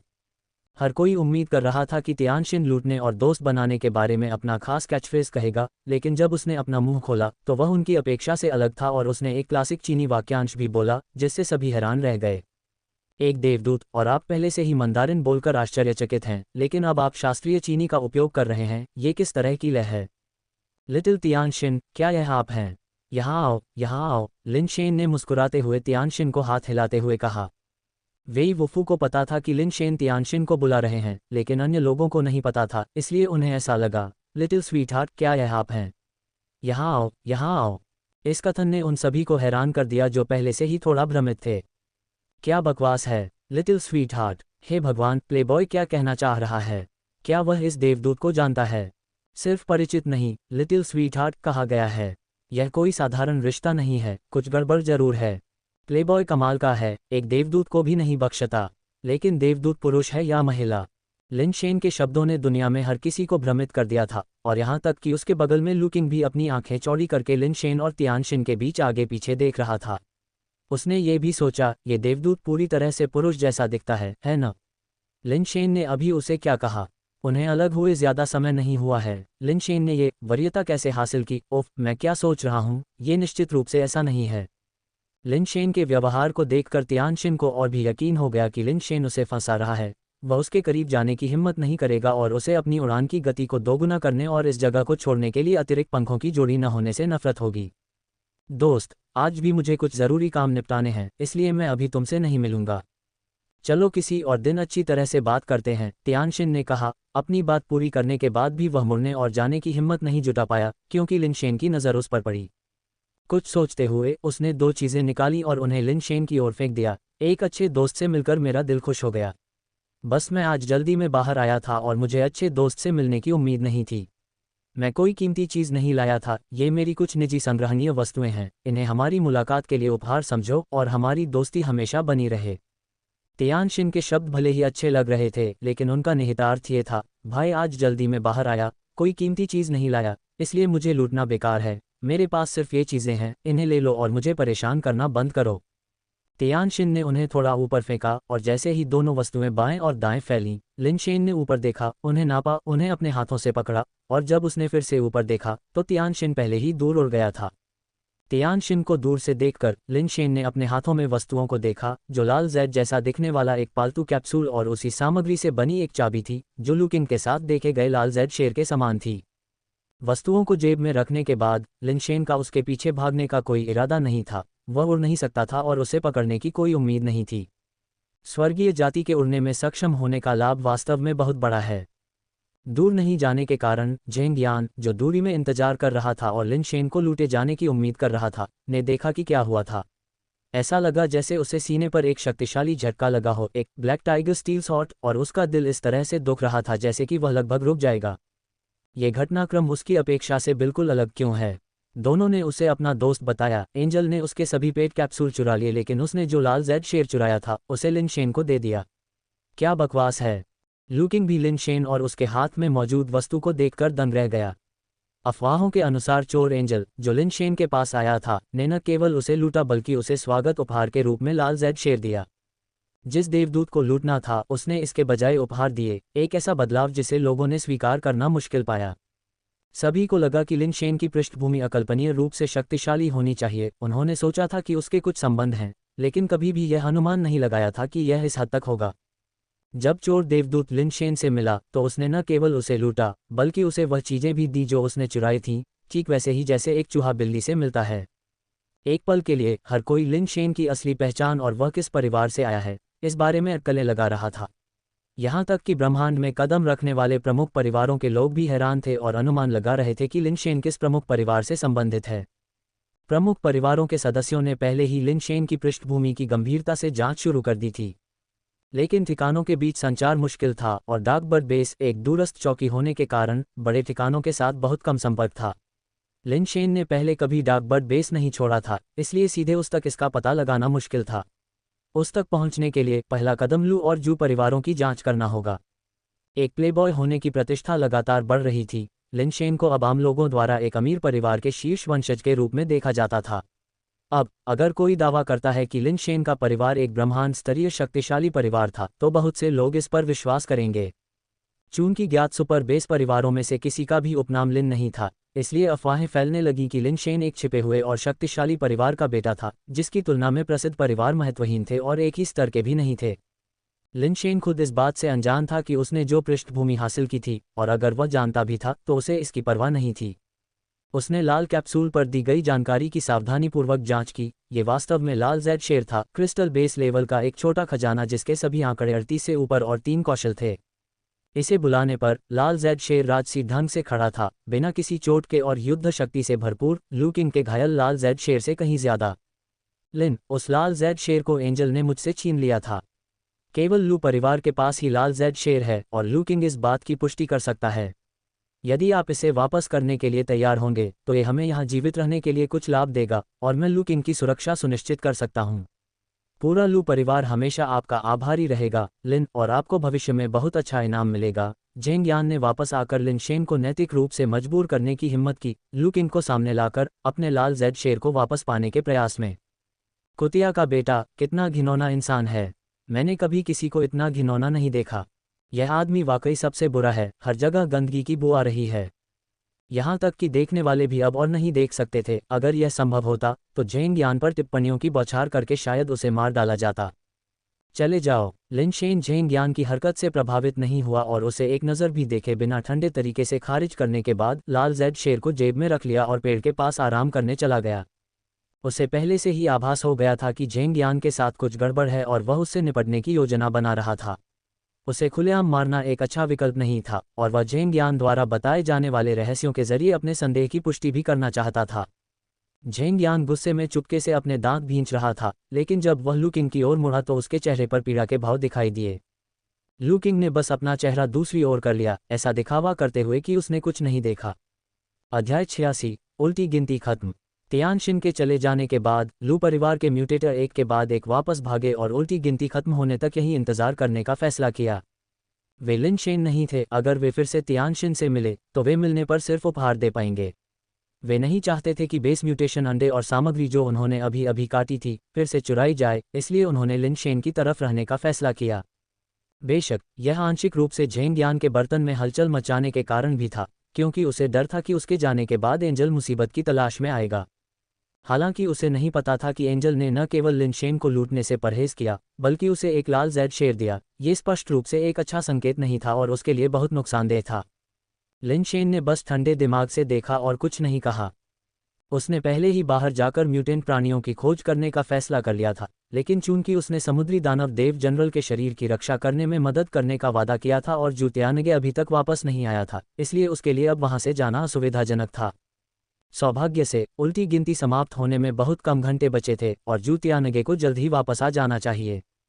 लिन शेन को प्रतीक्षा करने में कोई परेशानी नहीं हुई और उल्टी गिनती समाप्त होने के बाद उसने अभी वापस लौटने की योजना नहीं बनाई। चूंकि यहाँ के मैदान अपेक्षाकृत सुरक्षित थे और उल्टी गिनती समाप्त होने के बाद वह अपनी इच्छानुसार टेलीपोर्ट कर सकता था, इसलिए चिंता की कोई बात नहीं थी। बेस म्यूटेशन दर प्राप्त करने के लिए म्यूटेंट का सुरक्षित शिकार करना ही लिन शेन को इस समय करने की आवश्यकता थी। स्टील लेवल पर वह अभी भी बहुत कमज़ोर था, वर्तमान में लड़ाई को हल करने के लिए बाहरी ताकतों पर निर्भर था। यदि वह अपनी ताकत नहीं बढ़ाता तो अंततः यह असुरक्षित ही रहेगा। कुछ घंटों के आराम के बाद जूतियानगे आखिरकार अपने समूह के साथ वापस आ गया। उनकी फसल काफ़ी प्रभावशाली थी और उन्हें 2 उत्परिवर्तित स्टील अंडे भी मिले, जो पहले अकल्पनीय था। कुछ लोग अपना पूरा जीवन बिना किसी उत्परिवर्ती प्राणी को देखे ही जीते हैं, उत्परिवर्ती अंडे तो दूर की बात है। समय की जांच करते हुए लिन शेन ने देखा कि यह लगभग समय पर था और 1 घंटे से भी कम समय बचा था। उसने जूतियानगे और उसके समूह के साथ सहजता से बातचीत की और पूछा कि वे कहाँ गए थे और उनका क्या सामना हुआ था। ऐसी जगह पर जितनी ज़्यादा जानकारी होगी उतना ही बेहतर होगा। लिन शेन ने म्यूटेंट प्राणियों की खोज करने से पहले लुकिंग और जूतियानगे और उनके समूह के जाने तक इंतजार करने की योजना बनाई। समय तेजी से बीत गया और जिस समय उल्टी गिनती समाप्त हुई कुछ अप्रत्याशित हुआ। पहले काली कलाई घड़ी टेलीपोर्टर ने वापस लौटने या न लौटने का विकल्प दिया था, लेकिन इस सफ़ेद कलाई घड़ी टेलीपोर्टर के पास कोई विकल्प नहीं था और उल्टी गिनती समाप्त होते ही उनकी सहमति के बिना उन्हें वापस टेलीपोर्ट कर दिया। लिन शेन को केवल चक्कर आने जैसा तीव्र एहसास हुआ और जब तक वह अपने होश में आया तब तक वह पहले ही पानी में डूब चुका था। मैं तैर नहीं सकता। लिन शेन ने तुरंत अपनी सांस रोक ली और अपने हाथों और पैरों को जोर जोर से हिलाया, खुद को तैरने की कोशिश कर रहा था। इतने सालों के बाद वह कभी पानी में नहीं गया था और उसे तैरना भी नहीं आता था। अपने अंगों को हिलाए बिना वह ठीक था, लेकिन जैसे ही उसने हाथ पैर हिलाना शुरू किया वह और भी नीचे डूब गया।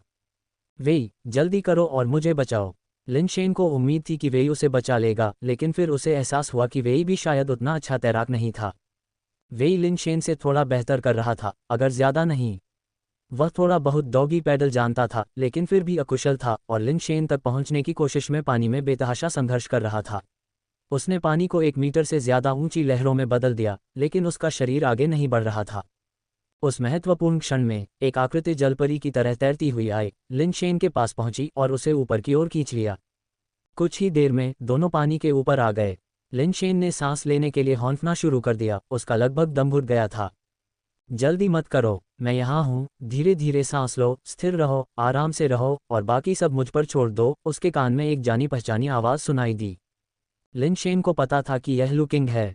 बिना कुछ कहे उसने वैसा ही किया जैसा उसने सुझाया था, आराम से रहा और उसे अपने साथ तैरने दिया। झील की सतह पर नावें थीं और लू परिवार और जू परिवार दोनों के लोग बचाव के लिए आए और सभी को नावों पर खींच लिया। नाव पर खींचे जाने के बाद लिन शेन ने अपने बगल में बैठे लू किंग को देखा, जो सिर से पैर तक भीगा हुआ था, और कहा, धन्यवाद। लू किंग ने उसे तिरछी नज़र से देखा और डांटा, हमारा रिश्ता कैसा है कि तुम अभी भी मेरे साथ इतने औपचारिक हो। ऐसा कहने के बाद उसे एहसास हुआ कि यह ठीक नहीं लग रहा था और उसके गाल थोड़े लाल हो गए, क्योंकि उसने जल्दी से समझाया, जब हम उस ग्रह पर थे तो तुमने पूरे समय मेरा ख्याल रखा, इसलिए अब हम बराबर हैं। ठीक है। लिन शेन ने थोड़ा सिर हिलाया। लू और जू दोनों परिवारों के लोग लिन शेन के साथ असामान्य रूप से विनम्र थे, जिसने लू किंग और अन्य लोगों को हैरान कर दिया। झेंग यान की अभिव्यक्ति बहुत अच्छी नहीं थी, जैसे कि उसने कुछ सोचा हो, फिर भी वह इसके बारे में निश्चित नहीं था। लू परिवार के लोगों ने जिस तरह से उसे देखा उससे उसे एहसास हुआ कि कुछ गड़बड़ है। उसने रियल्म किंग कल्टीवेशन डिवाइस की दिशा में नज़र डाली और पाया कि यह वैसा ही था जैसा कि पहली बार खोजे जाने पर था, थोड़ी सी भी गतिविधि के बिना। टेलीपोर्ट होने के बाद रियल्म किंग कल्टीवेशन डिवाइस का प्रक्षेपण पहले ही समाप्त हो चुका था, इसलिए लिन शेन और अन्य लोगों ने प्रक्षेपण नहीं देखा। किनारे पर पहुंचने के बाद लिन शेन और वेई वुफू ने लू किंग और जू तियानगे को अलविदा कहा और सीधे याशिन बेस पर वापस चले गए। वहां तक पहुंचने के दौरान उन दोनों को अजीब सा महसूस हुआ, क्योंकि उनके पास से गुजरने वाला हर व्यक्ति उन्हें अजीब तरह से देखता था। युवतियां और पत्नियां उन्हें देखकर मुस्कुराईं, जिसे लिन शेन समझ सकता था, अगर आप पीले, साफ सुथरे और सभ्य दिखें तो कौन नहीं समझेगा। लेकिन उन बड़े आदमियों को मूर्खतापूर्ण तरीके से उन पर मुस्कुराने का क्या मतलब था? इससे लिन शेन कुछ हद तक अवाक रह गए। लिन शेन ने मोटे तौर पर अनुमान लगाया कि क्या हो रहा था और जल्दी से ये परिवार के महल की ओर बढ़ गए। श्री लिन शेन, आप अभी भी वापस आना जानते हैं, हो? लिन शेन अभी तक महल के द्वार पर नहीं पहुंचे थे जब उन्होंने ये यूजिन को प्रवेश द्वार पर खड़े देखा, कुछ दुर्भावनापूर्ण तरीके से मुस्कुरा रहे थे। मुझे वापस आने का पता क्यों नहीं है? लिन शेन ने पलकें झपकाते हुए पूछा। हीरो सुंदरता को बचाता है, सुंदरता हीरो की रक्षा करती है। आपसी भावनाएं, फिर से प्रज्वलित जुनून। मुझे लगा कि तुमने अपनी पुरानी प्रेमिका के साथ घर वापस जाने का फैसला किया है, ये यूजिन ने कहा, उसके शब्दों में खटास की झलक थी। लिन शेन ने मन ही मन सोचा, जरूर, अंदर से हमारी छवि दूसरों ने देखी होगी। ऐसा लगता है कि रियल्म किंग कल्टीवेशन डिवाइस का प्रसारण पास में ही चलाया गया होगा। क्या याशिन बेस पर सभी ने इसे नहीं देखा? ऐसा कैसे हो सकता है? एक अच्छा घोड़ा अपने पीछे की घास नहीं खाता। इसके अलावा मैं घास से संबंधित हूँ, हम दोनों ही खाने के लिए बने हैं, लिन शेन ने एक धूर्त मुस्कान के साथ कहा और आगे बढ़कर ये यूजिन की पतली कमर को हल्के से गले लगाया। तुम किस तरह की घास हो? ये यूजिन ने अपनी कमर को मोड़कर लिन शेन के हाथों को चकमा दिया और उत्सुकता से पूछा। मैं घास नहीं हूँ, मैं गोभी हूँ, तुम्हारी खास गोभी। मैं तुम्हारे अलावा किसी और को मिट्टी को पलटने नहीं दूंगा, लिन शेन ने गंभीर चेहरे के साथ कहा। गोभी? ये यूजिन पहले तो चौंक गया, फिर जल्दी से समझ गया और उसे चुटकी लेने लगा। तुम किसे सुअर कह रहे हो? तुम सुअर हो? वापस महल में लिन शेन ने ये यूजिन से स्थिति के बारे में अपडेट मांगा और जब उसने उसे संक्षिप्त विवरण दिया तो लिन शेन अवाक रह गया। शून्य का प्रक्षेपण? क्या इसका मतलब यह नहीं है कि हमने जो भी कदम उठाया वह पूरी दुनिया ने देखा? लिन शेन ने अजीब भाव से कहा। शायद यही मामला है, वह प्रक्षेपण वास्तव में अजीब था। मैंने चैनलों पर सुना कि छवि वायुमंडल की तरह पूरे ग्रह को घेर लेती है। इसे कहीं से भी देखा जा सकता है, ये यूजिन ने हंसते हुए कहा। तुम लोग अब दुनिया भर में प्रसिद्ध व्यक्ति हो। किस तरह का शीर्षक? लिन शेन ने उत्सुकता से पूछा। वेई वुफू को युद्ध देवता वेई के रूप में सम्मानित किया जाता है और जहां तक तुम्हारा सवाल है, तुम अब सभी के सबसे सम्मानित, सबसे मजबूत प्लेबॉय हो, ये यूजिन ने मुस्कुराते हुए कहा। अध्याय 87 डेथ पाउडर एवोल्यूशन पूरा हुआ। लिन शेन को प्लेबॉय होने के अपने उपनाम से कोई मतलब नहीं था, दूसरे उसे कैसे देखते थे इसका उस पर कोई असर नहीं पड़ता था। पूरी दुनिया झेंगयान की हरकतों के बारे में जानती थी, जिससे लिन शेन को इस बात की बहुत उत्सुकता थी कि लू परिवार उसके साथ कैसे पेश आएगा। हालांकि ये बहुत महत्वपूर्ण नहीं था। लू परिवार झेंगयान से निपटे या नहीं, वह झेंगयान को दूसरा मौका नहीं देगा। भले ही लू परिवार ने उसकी रक्षा की हो, फिर भी वह झेंगयान की जान ले लेगा। अब लिन शेन को ब्लू ट्री सी में मशरूम बीस्ट की बढ़ती संख्या की चिंता थी। याशिन बेस के पास भी मशरूम बीस्ट हर जगह देखे जा सकते थे। लू और जू परिवारों द्वारा भेजे गए स्काउट्स ने एक विशाल पर्पल क्रिस्टल मशरूम बीस्ट की खोज की थी, जो एक छोटी पहाड़ी जितना बड़ा था और बैंगनी जहरीली गैस उत्सर्जित कर रहा था, संभवतः क्रिस्टल बेस लेवल का। याशिन बेस आसपास के मशरूम बीस्ट को हटाने का प्रयास कर रहा था, लेकिन जितने ज्यादा मशरूम बीस्ट मारे गए उतने ही ज्यादा मशरूम दिखाई देने लगे, जैसे कि एक अंतहीन धारा। बहुत से लोगों ने मशरूम बीस्ट से बेस म्यूटेशन अंडे प्राप्त किए थे और बहुत से लोगों ने उन्हें सेते भी थे। अब लगभग सभी के पास मशरूम बीस्ट पालतू जानवर था। क्रिस्टल बेस मशरूम बीस्ट की उपस्थिति उनकी विशाल संख्या के साथ याशिन बेस पर स्थिति को बहुत गंभीर बना दिया। ये यूजिन के अनुसार याशिन बेस पर 20 से ज्यादा क्रिस्टल बेस पावर हाउस थे और एक रूढ़िवादी अनुमान के अनुसार क्रिस्टल बेस लेवल के पालतू जानवरों की संख्या 40 से 50 थी। अगर क्रिस्टल बेस लेवल के मशरूम बीस्ट बहुत ज्यादा नहीं होते तो भी वे लाइन को पकड़ने में सक्षम होते। हालांकि पूरे बेस को कवर करना मुश्किल होगा और जब समय आएगा तो बेस में मशरूम बीस्ट की एक बड़ी आमद होगी, जिससे अपरिहार्य शहरी युद्ध की संभावना है। अगर crystal base level mushroom beast बहुत ज्यादा होते तो वाकई बहुत परेशानी होती। हमला करने की पहल क्यों नहीं की जाती? उन मशरूम बीस्ट को प्रजनन का मौका मत दो और उन्हें खत्म करने के लिए ब्लू ट्री सी में घुस जाओ, लिन शेन ने कुछ संदेह के साथ पूछा। तुम्हें लगता है कि लू और जू परिवार ऐसा नहीं करना चाहते? मुख्य मुद्दा यह है कि ब्लू ट्री सी कुछ बाहरी क्षेत्रों में प्रवेश और निकास किया जा सकता है, लेकिन गहरे क्षेत्रों में एक बेस म्यूटेशन पॉइंट है। अंदर कई क्रिस्टल आधारित जीव हैं और याशिन बेस के पास उपलब्ध जनशक्ति के साथ मुझे डर है कि वे इसे पकड़ने में सक्षम नहीं होंगे, ये यूजिन ने कुछ सोचने के बाद कहा। लिन शेन को लगा कि स्थिति काफ़ी गंभीर थी। वास्तव में ब्लू ट्री सी के अंदर एक बेस म्यूटेशन पॉइंट था। अगर कुछ भी गलत हुआ तो यशेन बेस शायद टिक ना पाए। आपको बहुत चिंता करने की ज़रूरत नहीं है। मैंने सुना है कि लू और जू परिवारों ने अपने चैनलों के माध्यम से यहाँ रियलम किंग कल्टीवेशन सिस्टम के बारे में पहले ही खबर फैला दी है, ये यूजेन ने कहा। ये सुनकर लिन शेन समझ गया, लू और जू परिवार वास्तव में जाने दे सकते हैं। इतना बढ़िया अवसर इतनी आसानी से छोड़ देना, ये बस समय की बात है। बाद में लूटे जाने से बेहतर है कि अभी कुछ तत्काल लाभ प्राप्त कर लिया जाए। मेरा मानना है कि म्यूटेटर्स के एक बड़े समूह के आने में ज़्यादा समय नहीं लगेगा, जिसमें प्रमुख परिवारों के शक्तिशाली सदस्य शामिल होंगे। भले ही ब्लू ट्री सी में कोई दुर्घटना हो जाए, लेकिन बहुत ज़्यादा परेशानी नहीं होनी चाहिए। ये यूजेन ने मुस्कुराते हुए लिन शेन की ओर देखा, लेकिन आपको सावधान रहना चाहिए। प्रमुख परिवारों के वे लोग आप में बहुत रुचि ले सकते हैं। आप मेरी रक्षा करेंगे, है न? लिन शेन ने मुस्कुराते हुए ये यूजेन से पूछा। आप कितने बेशर्म हैं, मुझसे ऐसा पूछ रहे हैं। सुरक्षा के लिए लू किंग के पास जाओ। मेरा आपसे क्या रिश्ता है कि मैं आपकी रक्षा करूं? ये यूजेन ने गुस्सा दिखाया। तो भूल जाओ, मैं बाद में लू किंग से पूछूंगा। मैं थक गया हूं, मैं झपकी लेने जा रहा हूं, लिन शेन ने कहा और दूसरी मंजिल पर अतिथि कक्ष की ओर चला गया। आप, ये यूजेन अवाक रह गया। सीढ़ियों से आधे रास्ते पर लिन शेन को कुछ याद आया। उसने अपना सिर घुमाया और कहा, मुझे अपना इंक्यूबेशन चैम्बर उधार दो। चूंकि पूरी दुनिया ने उस ग्रह पर उसकी हरकतें देखी थीं, इसलिए कुछ भी छिपाने का कोई मतलब नहीं था। वह पहले 2 म्यूटेंसी डेमन गॉड जनरलों को भी पाल सकता था। जब जानवरों का ज्वार आएगा तो वे युद्ध में उसकी मुख्य ताकत होंगे। भविष्य में जब वह उस ग्रह पर वापस आएगा तो उसके पास 2 म्यूटेंट क्रिस्टल बेस पालतू जानवर होंगे। वह व्यावहारिक रूप से अपनी मर्जी से कुछ भी कर सकता था। ये यूजेन ने अनुमान लगाया कि वह म्यूटेंसी डेमन गॉड जनरल्स को हैच करना चाहता था और उसने ज़्यादा कुछ नहीं कहा, उसे अपने निजी उष्मायन कक्ष में ले गई। लिन शेन ने 2 म्यूटेंसी डेमन गॉड जनरल्स और मशरूम बीस्ट के अंडों को अंदर रखा। उम्मीद है कि वे जल्द ही हैच हो जाएंगे। ये यूजेन का हैचिंग चैम्बर स्पष्ट रूप से एक हाई एंड मॉडल था, जो लिन शेन की तुलना में बहुत अधिक उन्नत था। मुझे यकीन है कि हैचिंग का समय भी काफ़ी कम हो सकता है। चिंता मत करो, इस हैचिंग चैम्बर का उपयोग केवल मैं ही करता हूँ। मेरे अलावा कोई और यहाँ नहीं आ सकता है, इसलिए आपको चिंता करने की ज़रूरत नहीं है। ये यूजेन ने एक बात कही। चिंता करने की क्या बात है? जो मेरा है वह तुम्हारा है और जो तुम्हारा है वह मेरा है। यदि तुम इसका उपयोग करना चाहते हो तो बस इसे ले लो। आखिरकार हम परिवार हैं, इससे कोई फर्क नहीं पड़ता कि यह किसकी जगह है, लिन शेन ने हंसते हुए कहा। उसके पास ज़्यादा विकल्प भी नहीं थे। वह जानवरों के ज्वार के बाद अंडे सेने का इंतजार नहीं कर सकता था। क्या वह कर सकता था? जानवरों का ज्वार उसके लिए सबसे बड़ा खतरा था। उसे इसके आने से पहले अंडे सेने थे और अब उसके पास सबसे अच्छा विकल्प ये परिवार के घर पर ऐसा करना था। तुम अच्छी बातें करते हो, लेकिन कौन जानता है कि तुम वास्तव में क्या सोच रहे हो, ये यूजेन ने कहा, हालांकि वह अपने मुंह के कोने पर एक मुस्कान को दबा नहीं सका।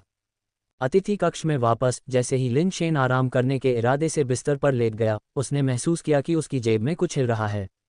अरे, जब मुझे तुम्हारी ज़रूरत होती है तो तुम नहीं आते, और अब जब कोई ज़रूरत नहीं है तो तुम विकसित होना बंद कर देते हो। क्या तुम मेरे साथ खिलवाड़ कर रहे हो? लिन शेन ने देखा कि उसकी जेब से लाल धागे जैसी कोई चीज़ निकल रही थी। यह उसके शरीर पर रेंग रहा था और उसे एहसास हुआ कि यह डेथ पाउडर है। लिन शेन ने डेथ पाउडर को पकड़ा और उसे बाहर निकाला।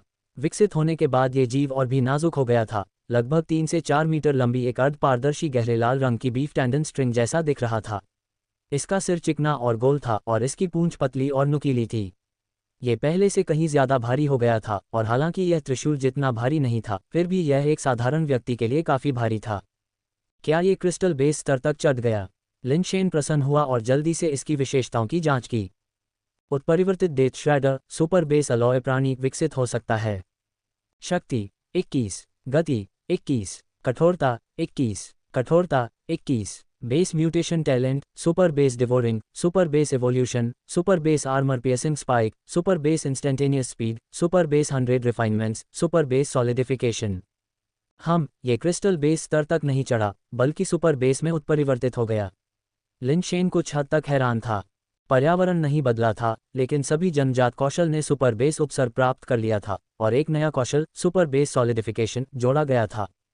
लिन शेन ने सोचा कि वह कैसे परीक्षण कर सकता है कि इन प्रतिभाओं में कितना सुधार हुआ है। एक झटके में उसने इसे झटका दिया और डेथ पाउडर, जो पहले रस्सी की तरह लंगड़ा था, अचानक एक सीधी रेखा में कठोर हो गया। पूंछ के साथ भाले के रूप में काम करने वाले एक बड़े भाले की तरह कुछ में बदल गया। लिनशेन पहले तो चौंक गए, लेकिन फिर जल्दी से समझ गए कि यह डेथ पाउडर की सुपर बेस 100 रिफाइनमेंट्स प्रतिभा होनी चाहिए। उसने इसे 2 बार घुमाया और पाया कि यह काफ़ी सुविधाजनक है, हालांकि थोड़ा भारी है, एक त्रिशूल से थोड़ा हल्का। ये सामान्य समय में भाला तकनीक का अभ्यास करने के लिए बुरा नहीं है। लिनशेन ने भाला झटका दिया और भाले की नोक अविश्वसनीय रूप से तेज धुंधली हो गई। सुपर बेस इंस्टेंटेनियस स्पीड पहले से बढ़ी हुई इंस्टेंटेनियस स्पीड की तुलना में बहुत बेहतर हो गई है। लिनशेन खुश थे। यह कोई मामूली सुधार नहीं था। मिश्र धातु की गति और सुपर बेस इंस्टेंटेनियस स्पीड के उपयोग के साथ ये लगभग क्रिस्टल बेस की गति से मेल खा सकता है। वह अभी तक सुपर बेस डेवोरिंग या सुपर बेस एवोल्यूशन का परीक्षण नहीं कर सका था, और वह सुपर बेस सॉलिडिफिकेशन के प्रभाव को भी नहीं समझ सका था। लिनशेन ने अनुमान लगाया कि super base solidification mutated poison thorn turtle की उस क्षमता से संबंधित हो सकता है जो किसी व्यक्ति के शरीर को ठोस बना सकता है। अगर ऐसा होता तो डेथ पाउडर वाकई बहुत शक्तिशाली हो गया था। इससे घायल होने वाला कोई भी व्यक्ति अनिवार्य रूप से खत्म हो जाता। अगर मैं खुद को छेदने के लिए डेथ पाउडर के सुपर बेस सॉलिडिफिकेशन का उपयोग करता हूं, तो क्या यह एवोल्यूशन थ्योरी के अनुसार एक मजबूत उत्परिवर्तन को ट्रिगर कर सकता है? लिनशेन ने चुपचाप सोचा। अध्याय 88 लॉकी पर्वत के लाभ। लिनशेन ने केवल इसके बारे में सोचा, वह प्रयोग के लिए अपनी जान जोखिम में डालने के लिए इतना पागल नहीं था। कोई भी योजना बनाने से पहले बेस वेरिएंट प्राणियों पर चीजों का परीक्षण करना बेहतर था। बिस्तर पर लेटे हुए लिनशेन ने गहराई से सोचा, खासकर रहस्यमय ग्रह के बारे में। उसकी उन्नति का मार्ग अनिवार्य रूप से उस ग्रह से जुड़ा होगा। हालांकि लू और जू परिवारों ने पहले ही दायरे के राजा की खेती के उपकरण के बारे में बात फैला दी थी, जिससे भविष्य में प्रवेश के लिए इसका उपयोग करना कम सुविधाजनक हो गया। इसके अलावा दायरे के राजा की खेती का उपकरण पूरी प्रक्रिया को लाइव प्रसारित करेगा, और लिनशेन कोई ऐसा व्यक्ति नहीं था जो दिखावा करना पसंद करता हो। इसलिए जब तक बिल्कुल आवश्यक न हो, वह फिर से प्रवेश के लिए दायरे के राजा की खेती के उपकरण का उपयोग नहीं करेगा। मुझे वांग तियान, एर और क्यू शुहेंग से डार्क बर्ड को वापस लेने का एक तरीका खोजने की जरूरत है। लॉकी पर्वत से प्रवेश करना सबसे अच्छा विकल्प है। लिनशेन ने डार्क बर्ड को वापस लाने की रणनीति बनाना शुरू किया। लॉकी पर्वत का उपयोग करने के 2 बड़े फायदे थे। पहला, लॉकी पर्वत से प्रवेश करने पर लाइव प्रसारण नहीं होगा, जो फायदेमंद था क्योंकि लिनशेन के पास कई रहस्य थे जो सार्वजनिक प्रदर्शन के लिए उपयुक्त नहीं थे। दूसरा, लॉकी पर्वत से प्रवेश करने के बाद कोई समय सीमा नहीं थी। 3 दिन की समय सीमा समाप्त होने के बाद कोई जबरन टेलीपोर्टेशन नहीं होगा। यह एक महत्वपूर्ण लाभ था। इसका मतलब था कि लिनशेन 3 दिन की अवधि के लिए दूसरों के साथ प्रतिस्पर्धा किए बिना ग्रह पर बेस वेरिएंट प्राणियों का अनिश्चित काल तक शिकार कर सकता था। इससे भी महत्वपूर्ण बात यह है कि एक बार ब्लैक वॉच टेलीपोर्टर की 3 दिन की उल्टी गिनती समाप्त हो जाने के बाद वह किसी भी समय टेलीपोर्ट कर सकता था। इसका क्या मतलब था? यह एक अतिरिक्त जीवन पाने जैसा था। अगर उसे कोई बेस वेरिएंट प्राणी मिलता जिसे वह हरा नहीं सकता था, या ऐसी स्थिति आती जिसमें निश्चित मृत्यु हो, तो वह बस वापस टेलीपोर्ट कर सकता था। क्या इससे ज्यादा मजबूत जीवन रक्षक कलाकृति थी? इसलिए बहुत सोच विचार के बाद लिनशेन ने सोचा कि उसे डार्क बर्ड को अपने हाथों में लेना चाहिए, और क्यूई और वान परिवारों को चुप कराना भी सबसे अच्छा होगा, और गॉड माउंटेन के प्रवेश द्वार को गुप्त रखना होगा। इसके लिए सावधानीपूर्वक योजना बनाने की आवश्यकता थी। लिनशेन ने भविष्य में किसी भी जटिलता से बचने के लिए इस मामले को सुलझाने के लिए जानवरों की ज्वार समाप्त होने के तुरंत बाद डार्क बर्ड बेस पर लौटने की योजना बनाई। हालांकि जाने से पहले उसे बदमाश झेंग यान से निपटना था। अगर लू परिवार ने कोई कदम नहीं उठाया, तो उसने पहले ही जानवरों की ज्वार के दौरान कार्रवाई करने का फैसला कर लिया था। हाथ में 2 mutant sea demon god general, साथ ही सुरक्षा के लिए फिजाई और डेथ पाउडर, और crystal base level red jade लान के साथ उस ग्रह का कौन सा हिस्सा सुलभ नहीं है? बेस वेरिएंट जीव मेरी दया पर होंगे। अलॉय की ओर बढ़ने की बात तो दूर, क्रिस्टल बेस तक आगे बढ़ना भी बस समय की बात है। लिनशेन उस रात असाधारण रूप से अच्छी तरह सोए। उसने बहुत अच्छी नींद ली और सुबह वेई वुफू ने उसे जगाया। अभी तो भोर भी नहीं हुई है, तुम मुझे इतनी जल्दी क्यों जगा रहे हो? क्या जानवरों की ज्वार बेस में घुस गई है? लिनशेन ने खिंचाव किया और जम्हाई ली। उसे लगा कि उसे पर्याप्त नींद नहीं मिली है। प्रशिक्षण, वेई वुफू ने रूखेपन से कहा। प्रशिक्षण जरूरी नहीं कि सुबह ही हो। सुबह हवा की गुणवत्ता खराब होती है और रक्त की चिपचिपाहट दिन के उच्चतम स्तर पर होती है, जो प्रशिक्षण के लिए उपयुक्त नहीं है।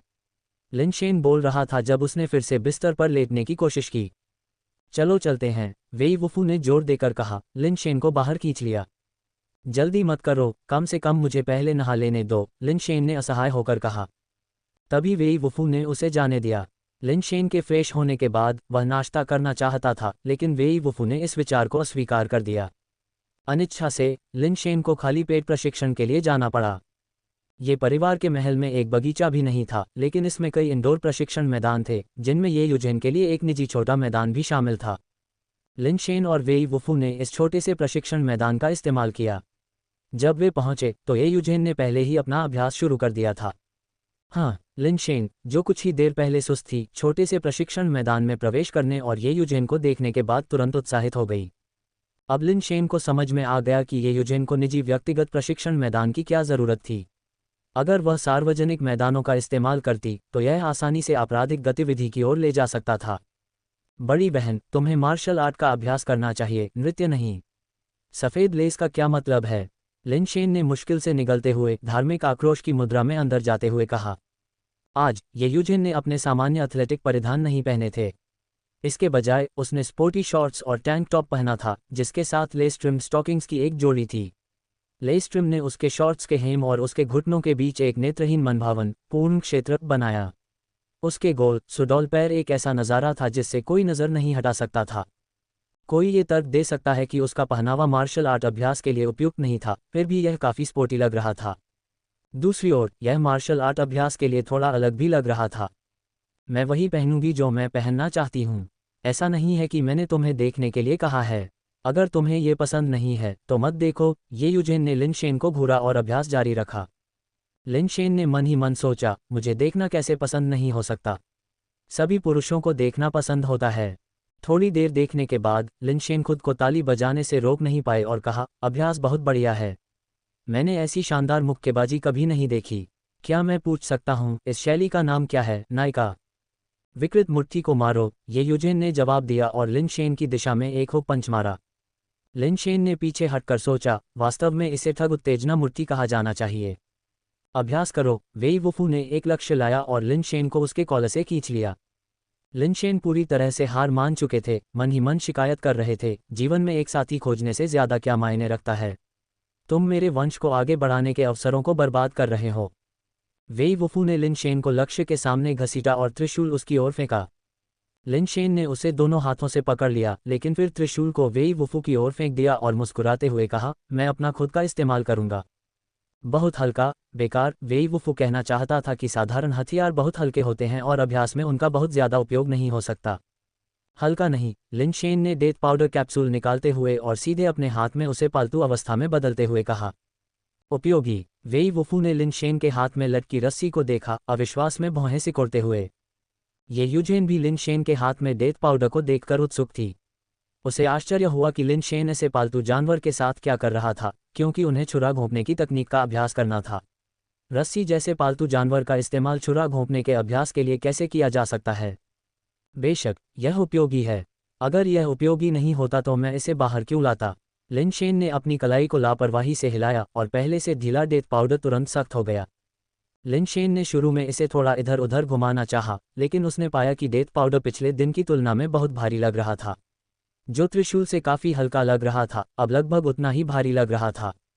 वह चीज़ क्या है? यह एक पल पहले इतनी नरम थी, यह अचानक इतनी सख्त कैसे हो गई? ये यूजेन ने अपने समय में बहुत कुछ देखा था, फिर भी वह ऐसे पालतू जानवर से अपरिचित थी। मैं तुम्हें नहीं बताऊंगी, यह मेरा गुप्त हथियार है, लिन शेन ने एक राज्य रहस्य की रक्षा करने के गंभीर व्यवहार के साथ कहा। कौन परवाह करता है? ये यूजेन ने खारिज करते हुए कहा, अपनी मुक्केबाजी तकनीक का अभ्यास जारी रखने के लिए दूर मुड़ गई। काफ़ी भारी। वेई वुफू ने फिर पूछा। इसे खुद आजमाओ। लिन शेन ने वेई वुफू को डेथ पाउडर फेंक दिया। वेई वुफू ने इसे पकड़ा और अपने हाथों में तौला। ये काफ़ी भारी लगा, त्रिशूल से ज़्यादा हल्का नहीं, और वह काफ़ी संतुष्ट था। उसने डेथ पाउडर को लिन शेन को वापस फेंक दिया। अभ्यास करो। लिन शेन ने डेथ पाउडर पकड़ा और छुरा घोंपने का अभ्यास करना शुरू कर दिया, एक कौशल जो वेई वुफू ने उसे सिखाया था। यह एक सरल छुरा घोंपने की चाल थी, लेकिन ये ठंडे हथियार तकनीकों का सार था। अध्याय 89, स्तरों से परे शक्ति 5 और अध्याय, कृपया सदस्यता लें। कहावत है, हथियार जितना छोटा होगा खतरा उतना ही अधिक होगा, और प्राचीन हत्यारे सबसे अधिक छुरा घोंपने की तकनीक का इस्तेमाल करते थे, यहाँ तक कि उन्हें ऐसी चालों के नाम पर भी रखा जाता था। नज़दीकी लड़ाई में छुरा घोंपने या जोर लगाने का प्रभाव काटने या काटने से कहीं अधिक होता है, जो भयंकर लग सकता है। और वास्तव में जितना लंबा उतना मजबूत। प्राचीन सैन्य इकाइयों में भालाधारी सबसे प्रसिद्ध और व्यवहारिक थे। बस थोड़े से प्रशिक्षण और छुरा घोंपने की तकनीक सीखने के साथ भालाधारी युद्ध में जा सकते थे। अपनी लंबाई और समूह लड़ाई के लाभ का उपयोग करके तलवारों और अन्य हथियारों वाले दुश्मन करीब भी नहीं आ सकते थे और भालों की अराजक बौछार उन्हें सींग वाले छत्ते में बदल देती थी। इसलिए तीरंदाजों, ढाल तलवार सैनिकों और घुड़सवार सेना जैसे विशेष सैनिकों के अलावा भालाधारी का छुरा ठंडे हथियारों के युद्ध के मैदान में हाथापाई की लड़ाई का मुख्य राग था। आग्नेयास्त्रों के शुरुआती दौर में भी संगीन का इस्तेमाल होता था, एक ऐसा हथियार जिसमें खंजर और बंदूक दोनों के फायदे थे। इसलिए छुरा घोंपने की तकनीक सबसे व्यावहारिक और सबसे क्रूर कौशल है। ये कौशल सीखना मुश्किल नहीं है, लेकिन इसमें महारत हासिल करना बहुत मुश्किल है। लिन शेन ने बार बार कोशिश की, लेकिन उनकी सफलता दर अधिक नहीं थी। सौभाग्य से वेई वुफू द्वारा दिए गए लक्ष्यों को डार्टबोर्ड की तरह स्कोरिंग लाइनों के साथ चिन्हित किया गया था और लिन शेन ने अभ्यास को एक खेल की तरह लिया, कभी भी इसे उबाऊ नहीं पाया। जैसे जैसे वह अभ्यास करता रहा, लिन शेन को कुछ अजीब सा महसूस होने लगा। पहले जितना अधिक वह अभ्यास करता था उतना ही भारी महसूस होता था और जल्द ही उसकी बाहें इतनी दर्दनाक हो जाती थीं कि वह उन्हें उठा नहीं पाता था। लेकिन आज अलग था, उसे लगा जैसे अधिक अभ्यास के साथ यह हल्का हो रहा था। पहले भारी डेथ पाउडर अब ऐसा महसूस कर रहा था जैसे उसके हाथों में वजन कम हो रहा था, हल्का हो रहा था और उसका प्रशिक्षण आसान हो रहा था। क्या डेथ पाउडर की वजह से ऐसा हो रहा है? पहले तो लिन शेन ने सोचा कि यह डेथ पाउडर से संबंधित समस्या है, लेकिन जल्द ही उसे एहसास हो गया कि ऐसा नहीं था। लिन शेन को अचानक याद आया कि उसने जो असीम शक्ति अनुबंध पर हस्ताक्षर किया था वह डेथ पाउडर के साथ था। जब तक उसके पास डेथ पाउडर था, डेथ पाउडर के वजन बढ़ने के साथ उसकी शक्ति भी बढ़ती जाएगी। यही कारण है, लिन शेन ने महसूस किया कि असीम शक्ति अनुबंध प्रभावी हो रहा था। डेथ पाउडर का वजन बढ़ गया था, इसलिए उसकी अपनी शक्ति में भी सुधार हुआ था। इसलिए डेथ पाउडर उसके हाथों में हल्का महसूस हुआ और यह अजीब तरह से व्यवहार नहीं कर रहा था। अपने सिद्धांत का परीक्षण करने के लिए लिन शेन ने वेई वुफू के त्रिशूल को पकड़ा। त्रिशूल का वजन डेथ पाउडर के समान था, शायद थोड़ा भारी, लेकिन बहुत ज्यादा नहीं। अब त्रिशूल को पकड़े हुए लिन शेन को पहले की तुलना में बहुत अधिक सहजता महसूस हुई। यह इतना भारी नहीं लगा। उसने डेथ पाउडर के सिरे को पकड़कर एक हाथ से इसे आसानी से उठा लिया। यह असीम शक्ति अनुबंध बहुत बढ़िया है। वास्तव में इसने कितनी शक्ति जोड़ी? निश्चित रूप से 11 अंक से अधिक, है ना? लिन शेन रोमांचित था। अगर डेथ पाउडर का वजन बढ़ता रहता है तो उसकी ताकत भी अनिश्चित काल तक बढ़ती रहेगी। हो सकता है कि जब तक वह स्टील लेवल पर पहुंचे तब तक उसके पास क्रिस्टल आधारित प्राणी के बराबर ताकत हो। स्टील लेवल पर होने और क्रिस्टल आधारित प्राणियों की खोपड़ी को मुक्का मारकर कुचलने के बारे में सोचना ही लिन शेन को उत्साह से भर देता है। बेशक ये सिर्फ लिन शेन की कल्पना थी और उसे नहीं पता था कि डेथ पाउडर बढ़ता रहेगा और उसका वजन बढ़ता रहेगा। इतनी जबरदस्त ताकत के साथ लिन शेन को अपनी ट्रेनिंग बहुत आसान लगी। हालांकि उसने इसे दिखाने की हिम्मत नहीं की। एक तो वह नहीं चाहता था कि दूसरों को उसकी बग जैसी क्षमता के बारे में पता चले और वह दिलचस्पी का विषय बन जाए। दूसरे, उसे डर था कि वेई वुफू उसकी ट्रेनिंग की तीव्रता बढ़ा देगा। उसकी मौजूदा ताकत पहले से ही उसके स्तर से कहीं ज्यादा थी और उसे आगे ताकत को प्रशिक्षित करने की कोई ज़रूरत नहीं थी, अपनी तकनीक का अभ्यास करना ही काफ़ी था। वेई वुफू को दूसरी तरफ बेस म्यूटेशन का अभ्यास करने पर ध्यान केंद्रित करते हुए और उसकी ओर न देखते हुए देखकर लिन शेन ने त्रिशूल नीचे रख दिया और डेथ पाउडर से वार करने का अभ्यास जारी रखा। उसने सटीकता को जबरन नियंत्रित करने के लिए अपनी ताकत का इस्तेमाल नहीं किया, फिर भी विशुद्ध रूप से तकनीक का अभ्यास कर रहा था। लक्ष्य के केंद्र पर बार बार निशाना लगाने के लिए विस्फोटक शक्ति और जड़ता का उपयोग कर रहा था। लू परिवार, अंकल ली, मैंने आपसे जो जांच करने को कहा था वह कैसी है? लू किंग कुछ चिंतित था। वह जानना चाहता था कि लिन शेन कहाँ गया है। मुझे पता चल गया है, अंकल ली ने थोड़ा संकोच किया। क्या लिन शेन को कुछ हुआ है? अंकल ली के हाव भाव देखकर लू किंग का पहला विचार ये था कि लिन शेन को कुछ हुआ है और वह असहज महसूस कर रही थी। नहीं, लिन शेन ठीक है, वह यहीं हमारे बेस में है, अंकल ली ने कहा। वह अभी कहाँ रह रहा है? लू किंग ने अधीरता से पूछा। वह वर्तमान में ये परिवार में रह रहा है, ली ने आह भरी। ये परिवार? कौन सा ये परिवार? लू किंग को तुरंत समझ में नहीं आया कि वह क्या कह रहा था, क्योंकि उसके दिमाग में कभी यह नहीं आया था कि लिन शेन ये यूजेन के घर पर रहेगा। यह मिस ये का घर है। मिस ये? तुम्हारा मतलब ये यूजेन से है? लू किंग को यकीन करना मुश्किल लगा और वह अपनी आंखें चौड़ी किए बिना नहीं रह सकी। हाँ, ये कैसे संभव है? लिन शेन संभवतः ये यूजेन के घर पर कैसे रह सकता है? वह वहाँ क्यों होगा? लू किंग को अभी भी यह अविश्वसनीय लगा। ली ने आह भरी। मैंने पहले ही किसी से जांच करवा ली है और यह पुष्टि हो गई है कि लिन शेन वास्तव में ये परिवार के घर पर रह रहा है और यह हाल ही की बात नहीं है। आपके उस ग्रह पर जाने से पहले वह पहले से ही ये परिवार के घर पर रह रहा था। कुछ लोगों ने उसे और मिस ये को काफ़ी करीब आते भी देखा। उनका रिश्ता काफ़ी असामान्य लगता है। लिनशेन, ये यूजेन। लू किंग को केवल यह महसूस हो रहा था कि उसका दिमाग बिजली की गड़गड़ाहट के साथ फट रहा है, जिससे वह काफ़ी देर तक चकित रह गई। अतीत के दृश्य लू किंग के दिमाग में किसी फिल्म के दृश्यों की तरह घूम गए। लिनशेन में ऐसा क्या अच्छा है? वह 20 साल से ज़्यादा का है और उसने अपना बेस म्यूटेशन भी पूरा नहीं किया है। भविष्य में आपको उसकी रक्षा करने की ज़रूरत नहीं पड़ेगी, है न? उसे देखो, वह खाने पीने और मौज मस्ती में अपना जीवन बर्बाद कर रहा है, उचित प्रयासों की उपेक्षा कर रहा है। क्या तुम वाकई अपना जीवन ऐसे किसी व्यक्ति के साथ बिताना चाहते हो? अगर तुम तैयार भी हो, तो क्या तुम्हारा परिवार इसके लिए राजी होगा? जब से तुम वापस आए हो, वह तुमसे मिलने नहीं आया है न? मूर्ख मत बनो। अगर उसे तुम्हारी परवाह होती, तो वह इतने लंबे समय के बाद तुम्हें खोजने कैसे नहीं आता? ये यूजेन द्वारा कही जाने वाली बातों के बारे में सोचते हुए लू किंग को लगा कि उसका खून उसके सिर में दौड़ रहा है, जिससे उसे चक्कर आ रहा है। तुम्हारी हिम्मत, ये यूजेन, मैंने तुम्हें अपना सबसे अच्छा दोस्त माना और तुमने मेरे साथ ऐसा किया। क्या तुम इंसान भी हो? लू किंग को लगा कि वह गुस्से से फटने वाली है। वह ये यूजेन के विश्वासघात को बर्दाश्त नहीं कर सकी और इससे भी ज़्यादा ये स्वीकार करने में असमर्थ थी कि उसके साथ इतना बड़ा धोखा हुआ है। मिस, क्या तुम ठीक हो? ली ने देखा कि लू किंग का चेहरा बहुत पीला पड़ गया था और वह कुछ हद तक बेसुध लग रही थी। उसने चिंतित होकर पूछा। मैं ठीक हूँ अंकल ली, कृपया वापस जाएं। मुझे थोड़ी देर के लिए बाहर जाना है। अपने दांत पीसते हुए लू किंग बाहर निकल गई। उसे ये यूजेन को ढूंढना था और पूछना था कि उसने उसके साथ ऐसा क्यों किया, उसने कहाँ गलती की थी। छोटे मार्शल आर्ट प्रशिक्षण यार्ड में अपनी मुक्केबाजी की प्रैक्टिस खत्म करने के बाद ये यूजेन पानी पी रही थी और एक तरफ आराम कर रही थी, फिर भी उसकी आंखें बार बार लिनशेन की ओर घूम रही थीं। जब वे दोनों डाकबर्ड बेस गए थे, तब वह लिनशेन से उसी समय मिली थी जब लू किंग भी साथ में थे, और अब उसके बारे में उसकी धारणा पहले से बहुत अलग थी। उस समय लिनशेन कभी भी किसी चीज़ को गंभीरता से नहीं लेता था। लू किंग का पीछा करते समय वह उन दोनों को हर तरह के सुखों का आनंद लेने के लिए ले जाता था, लेकिन उसे मार्शल आर्ट का अभ्यास करना पसंद नहीं था और उसे कभी भी अपनी साधना को इतनी गंभीरता से लेते नहीं देखा गया था। अचानक लिनशेन, जो अपनी भाला तकनीक का अभ्यास कर रहा था, रुक गया और सीधे उसकी ओर चल पड़ा। ये यूजेन का दिल घबराहट में धड़क उठा। ऐसा महसूस हो रहा था जैसे कोई छोटी लड़की किसी निषिद्ध चीज़ को देख रही हो। लिनशेन की आंखों से नज़रें नहीं मिला पा रही थी। उसने अपनी नज़रें एक तरफ कर ली और पानी पीने का नाटक किया। लेकिन लिनशेन तब तक चलता रहा जब तक कि वह ये यूजेन के ठीक सामने नहीं आ गया, लगभग आमने सामने, और फिर भी रुकने का कोई संकेत नहीं दिखा। तुम क्या कर रहे हो?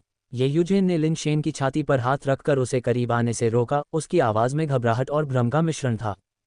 हालांकि लिनशेन ने अपने होंठ उसके कान के पास लाए और एक चिढ़ाने वाली मुस्कान के साथ कहा, अगर तुम मुझे ऐसे ही देखती रहोगी तो तुम मुझे ये सोचने पर मजबूर कर दोगी कि तुम पहले से ही मुझसे इतनी मोहित हो चुकी हो कि तुम खुद को बाहर नहीं निकाल सकती और तुम अपनी आंखों में मेरे अलावा किसी और को नहीं देख सकती। पफट, तुम पर मोहित हो। खुद की चापलूसी मत करो। ये यूजेन घबराई हुई और परेशान होकर लिनशेन को दूर धकेलने की कोशिश की, लेकिन उसने अपनी कमर के चारों ओर कसाव महसूस किया, जैसे मजबूत बाहें उसके चारों ओर लिपटी हुई हों। उसके शरीर को आगे की ओर झुकने के लिए मजबूर किया और उनके शरीर को अंतरंग रूप से करीब लाया। आमने सामने वे स्पष्ट रूप से एक दूसरे की सांस महसूस कर सकते थे। उनकी निगाहें अंतरंग रूप से संवाद कर रही थीं। वातावरण अंतरंगता की एक असामान्य भावना से भर गया था। ये यूजेन का दिल तेजी से धड़क रहा था, उसके गाल लाल हो गए थे और उसकी सांसें तेज और असहज हो गई थीं। धमाका! प्रशिक्षण यार्ड के दरवाजे अचानक जोर से खुले। लू किंग ने उन दोनों को गुस्से से घूरते हुए, लगभग आग उगलते हुए अंदर प्रवेश किया। अध्याय 90। मेरा तुम्हारा साथ देने में क्या बुराई है? ये यूजेन, मैंने कभी नहीं सोचा था कि तुम इस तरह के इंसान होगे। लू किंग ने अपने दांत पीस लिए। जब उसका और लिनशेन का ब्रेकअप हुआ था, तब भी वह इतनी नाराज नहीं हुई थी। लू किंग, ये वैसा नहीं है जैसा तुम सोच रही हो। ये यूजेन ने लिनशेन को जल्दी से दूर धकेल दिया। वह लू किंग को समझाना चाहती थी। तुम पहले ही इतनी दूर जा चुकी हो, समझाने की क्या ज़रूरत है? मैं शायद अंधा था जो तुम्हें बहन की तरह मानता था। जब मैं लिनशेन के साथ था तो क्या मैंने तुम्हें इतना ईर्ष्यालु बना दिया था? तुमने हमारे रिश्ते को बर्बाद करने के लिए हर संभव कोशिश की। तुमने लिनशेन के बारे में मेरे सामने कितनी बुरी बातें कही, हर समय हमें तोड़ने की योजना बना रही थी, और अब आखिरकार तुमने सीढ़ी चढ़ने की अपनी इच्छा पूरी कर ली है। तुम्हें बधाई हो, लू किंग ने ठंडे स्वर में कहा। ये शब्द लिनशेन के लिए जितने मायने रखते थे, उतने ही ये यूजेन के लिए भी थे। वह लिनशेन को यह एहसास दिलाना चाहती थी कि ये यूजेन अच्छा इंसान नहीं है और उनका ब्रेकअप ये यूजेन की वजह से हुआ था। ये यूजेन, जो मूल रूप से समझाने का इरादा कर रही थी, लू किंग की बात सुनकर गुस्सा हो गई। लू किंग, अगर तुम ऐसा सोचती हो तो चलो अभी बात करते हैं। मैंने लिनशेन के बारे में क्या बुरी बातें कही हैं? मुझे एक एक करके साफ साफ बताओ। ये यूजेन भी भड़क गई। तुम्हें नहीं पता कि तुमने क्या बुरी बातें कही हैं। क्या मुझे तुम्हें उन्हें बताना होगा? मुझे सच में नहीं पता, बताओ। ठीक है, मैं तुम्हें बताती हूँ। तुमने कहा था कि लिन शेन सिर्फ खाने पीने और मौज मस्ती में लगा रहता था और जिंदगी के बारे में गंभीर नहीं था। तुमने यही कहा था, है ना? मैंने यही कहा था। तुमने कहा था कि वह 20 साल से ज्यादा का है और अभी तक बेस म्यूटेशन से नहीं गुजरा है। उसका भविष्य क्या हो सकता है? क्या तुम इसे स्वीकार करती हो? मैं इसे स्वीकार करती हूँ। तुमने कहा था कि वह एक निम्न पृष्ठभूमि से आया है और मेरा परिवार निश्चित रूप से उसे स्वीकार नहीं करेगा। तुमने ये भी कहा, है ना? हाँ, मैंने ये कहा। अल्पविराम। लिन शेन और वेई वुफू ने दो महिलाओं को एक भयंकर टकराव में उलझा हुआ देखा। तनाव इतना स्पष्ट था कि यह लगभग विस्फोटक था। उन्होंने बीच में बोलने की हिम्मत नहीं की, केवल बगल से देखते रहे। महिलाओं के बीच युद्ध पुरुषों द्वारा लड़ी गई लड़ाइयों से भी अधिक भयानक था, यहाँ तक कि वुफू भी असहाय महसूस कर रहा था। लिन शेन, तुमने सब कुछ सुन लिया है। अब तुम उसका असली चेहरा साफ देख रही हो। अब तुम जानती हो कि वह किस तरह की महिला है ना? ये कहने के बाद लू किंग लिन शेन की ओर मुड़ा। लिन शेन निश्चित रूप से जानता था, वास्तव में वह हमेशा से जानता था, लेकिन इससे क्या फर्क पड़ता है? वह केवल लिन परिवार की वंशावली को आगे बढ़ाने के लिए एक उपयुक्त महिला खोजना चाहता था और ये यूजेन इस समय सबसे उपयुक्त विकल्प था। लिन शेन कुछ कहने ही वाला था, लेकिन ये यूजेन पहले बोल पड़ा। हाँ, मैंने कहा था कि लिन शेन केवल अपने आप को भोगने में रुचि रखता था और अपने मामलों के बारे में गंभीर नहीं था। मैंने कहा कि उसमें महत्वाकांक्षा की कमी थी। मैंने कहा कि उसकी पृष्ठभूमि विनम्र थी और तुम्हारा परिवार निश्चित रूप से तुम दोनों के साथ रहने के लिए सहमत नहीं होगा। मैंने ये सारी बातें कही, लेकिन मुझे इनके बारे में किसने बताया? मैं लिन शेन से पहले कितनी बार मिल चुकी हूँ। मुझे कैसे पता चलेगा कि वह किस तरह का व्यक्ति है? मुझे ये बातें किसने बताईं? लू किंग, तुम सोचती हो कि तुम नेक हो और तुम एक अच्छी इंसान हो। तुम खुद ये शब्द नहीं कहना चाहती, इसलिए तुमने मुझे ये शब्द कहने को कहा, मुझे खलनायक बना दिया। अब तुम इसे पलटकर तुम दोनों के बीच ब्रेकअप के लिए मुझे दोषी ठहरा रही हो। ठीक है, मैं बुरी इंसान हूँ, मैं नीच और बेशर्म हूँ, मैं तुम्हारी बहन बनने के लायक नहीं हूँ। अब से तुम अपना धूप वाला रास्ता अपनाओ और मैं अपना लॉग ब्रिज पार करूंगी। अब हमारा एक दूसरे से कोई लेना देना नहीं होगा। जैसे ही उसने कहा, ये यूजेन दरवाजे पर चली गई, उसे खोला और कहा, चले जाओ, तुम्हारा यहाँ स्वागत नहीं है। धिक्कार है। पलटवार। लिन शेन और वेई वुफू दोनों ही दंग रह गए। दोनों महिलाओं के बीच मुकाबला मार्शल आर्टिस्ट के बीच द्वंद्व युद्ध से भी ज्यादा चकाचौंध भरा था। आगे पीछे होना बहुत ही शानदार था। एक पल के लिए लू किंग के पास शब्द नहीं थे। ऐसा लग रहा था कि वह पूरी तरह से हार गई है। कृपया, ये यूजेन ने शांत भाव से कहा, लू किंग को जाने का इशारा करते हुए। लिन शेन, क्या तुम मुझ पर या उस पर विश्वास करती हो? लू किंग ने अभी भी हार नहीं मानी थी और लिन शेन की ओर देखकर पूछा। जो बीत गया सो बीत गया। लू किंग बुरा इंसान नहीं था, लेकिन लिन शेन अपने कदमों को पीछे नहीं खींचता था। जिस क्षण से उनका ब्रेकअप हुआ, उसके लिए लू किंग के साथ फिर से कोई रिश्ता रखना असंभव हो गया। लू किंग का मनोबल गिर गया और बिना कुछ कहे वह अंदर से अवरुद्ध और असहज महसूस करते हुए एक स्तब्धता में प्रशिक्षण मैदान से चला गया। लू किंग के चले जाने के बाद ये यूजेन लिन शेन की ओर मुड़ा। अब तुम्हें पता चल गया है कि मैं किस तरह का व्यक्ति हूँ। तुम अभी भी यहाँ क्यों खड़े हो? ये यूजेन, कुछ ऐसा है जिसके बारे में मैं वास्तव में उत्सुक हूँ। लिन शेन की नज़र ये यूजेन पर टिकी हुई थी। उसकी अभिव्यक्ति कुछ जटिल थी। क्या है? बस कह दो। अब सब कुछ खुलकर सामने आ गया है। ऐसा कुछ भी नहीं है जो कहा न जा सके। मैं तुम्हें वह सब बता दूंगा जो तुम जानना चाहते हो। ये यूजेन ने लापरवाही से काम करना शुरू कर दिया। बाजार में वापस आकर मैं तुम्हारा रहस्य सुन सकता था। तुमने जानबूझकर ऐसा किया, है न? लिन शेन ने पूछा। हाँ, मैंने जानबूझकर ऐसा किया था। मैचमेकिंग के बारे में क्या? वह भी मेरी ही व्यवस्था थी। मुझे पता था कि तुम मैचमेकिंग इवेंट में जा रही हो, इसलिए मैं मोटी मालकिन को खोजने गया था। मैं क्या कह सकता हूँ, मैं बस इसी तरह की साजिश कर रहा हूँ। ग्रीन टी वाली कुतिया, क्या अब तुम संतुष्ट हो? तो मैं नहीं समझ पाया। तुम मेरी स्थिति को अच्छी तरह से जानते हो। बिना किसी वास्तविक काम के, बिना किसी महत्वाकांक्षा के, केवल खाने पीने और मौज मस्ती में रुचि रखता हूँ।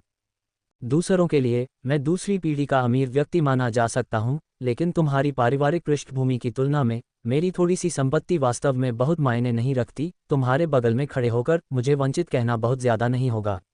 तुम मेरे जैसे किसी के लिए इतनी दूर क्यों जाओगे? लिन शेन वास्तव में उत्सुक था कि ये यूजेन क्या सोच रही थी। क्या वह बस अपनी सबसे अच्छी दोस्त के प्रेमी को छीनना चाहती थी? क्या उसे इस तरह का शौक था? ये यूजेन एक पल के लिए झिझकी, लेकिन हालात को देखते हुए, अपनी भावनाओं को चरम पर देखते हुए, उसने लापरवाही से कहा, तुम गैर जिम्मेदार हो सकते हो और तुम में महत्वाकांक्षा की कमी हो सकती है और तुम्हारा परिवार औसत हो सकता है और तुम कभी किसी चीज के बारे में गंभीर नहीं होते, लेकिन तो क्या? मैं सिर्फ कंजूस हूँ और मुझे तुम जैसा कोई पसंद है, क्या मेरा तुम्हें पाना गलत है? ये मुद्दे दूसरों के लिए समस्याएं हो सकते हैं, लेकिन वे मेरे लिए समस्याएं नहीं हैं। तुम्हारे पास कुछ भी नहीं है, मेरे पास सब कुछ है। तुम्हें खेलना पसंद है तो खेलो, जो तुम्हें पसंद है वो करो। मैं एक अमीर परिवार से हूँ, मुझे तुम्हारा समर्थन करने में क्या बुराई है? लिन शेन ने ये यूजेन को घूरा, कुछ पलों के लिए शब्दों के अभाव में केवल ये सोच पा रही थी कि यह महिला अविश्वसनीय रूप से दुस्साहसी है। लेकिन एक बात स्पष्ट कर दूं, जब तुम लू किंग के साथ थी, मैंने कभी भी उसे धोखा देने जैसा कुछ नहीं किया। अगर वह तुम्हें नहीं चाहती और मैं चाहता हूं तो क्या यह मेरी गलती है? अब जब तुम बेहतर महसूस कर रही हो, तुम वापस जाना चाहती हो, तो मैं उसे क्यों छोड़ दूं? ये यूजेन आज पूरी तरह से सावधानी बरत रही थी। ये यूजेन के बोलने से पहले वह अचानक लिन शेन की मजबूत बाहों में लिपट गई। लिन शेन के होठों ने ये यूजेन के माथे को चूमा। उसे लगा कि यह महिला वैसी नहीं है जैसा उसने पहले सोचा था, और वह वास्तव में उसे थोड़ा पसंद करने लगा। क्या ये हो सकता है कि मैं भी बदमाश हूँ, या फिर मुझे एक षड्यंत्रकारी महिला कुछ हद तक प्यारी क्यों लगेगी? अभद्र, अनदेखा करो। वेई वुफू ने चुपचाप अपना सिर घुमा लिया। ये यूजेन का पूरा शरीर कांप उठा, उसके गाल लाल हो गए, उसका दिमाग खाली हो गया, और उसे लिन शेन को दूर धकेलने के लिए पर्याप्त होश में आने में बहुत समय लगा। क्या तुम्हें वाकई कोई आपत्ति नहीं है? ये यूजेन ने लिन शेन की ओर देखा, उसकी आंखें और भौहें वसंत की हवा की तरह नर्म हो गईं। क्या आपत्ति है? लिन शेन ने जानबूझकर पूछा। मेरा वास्तव में तुम्हें नीचा दिखाने का इरादा नहीं था, इनमें से कोई भी चीज़ मेरे लिए दोष नहीं है। मेरा तुम्हारा अपमान करने का भी इरादा नहीं था। पहले मुझे लगा कि तुम्हारी महत्वाकांक्षा की कमी कोई समस्या नहीं है, मैं तुम्हारा समर्थन कर सकता हूँ। लेकिन अब मैं देख रहा हूँ कि तुम्हें मेरी बिल्कुल भी ज़रूरत नहीं है। नहीं नहीं नहीं, ऐसा मत सोचो, मेरा पेट संवेदनशील है। डॉक्टर ने कहा है कि मैं बहुत कठोर खाना नहीं खा सकता, मुझे कुछ नरम खाना होगा। लिन शेन ने जल्दी से ये यूजेन को बीच में टोका, गलत समझे जाने के डर से।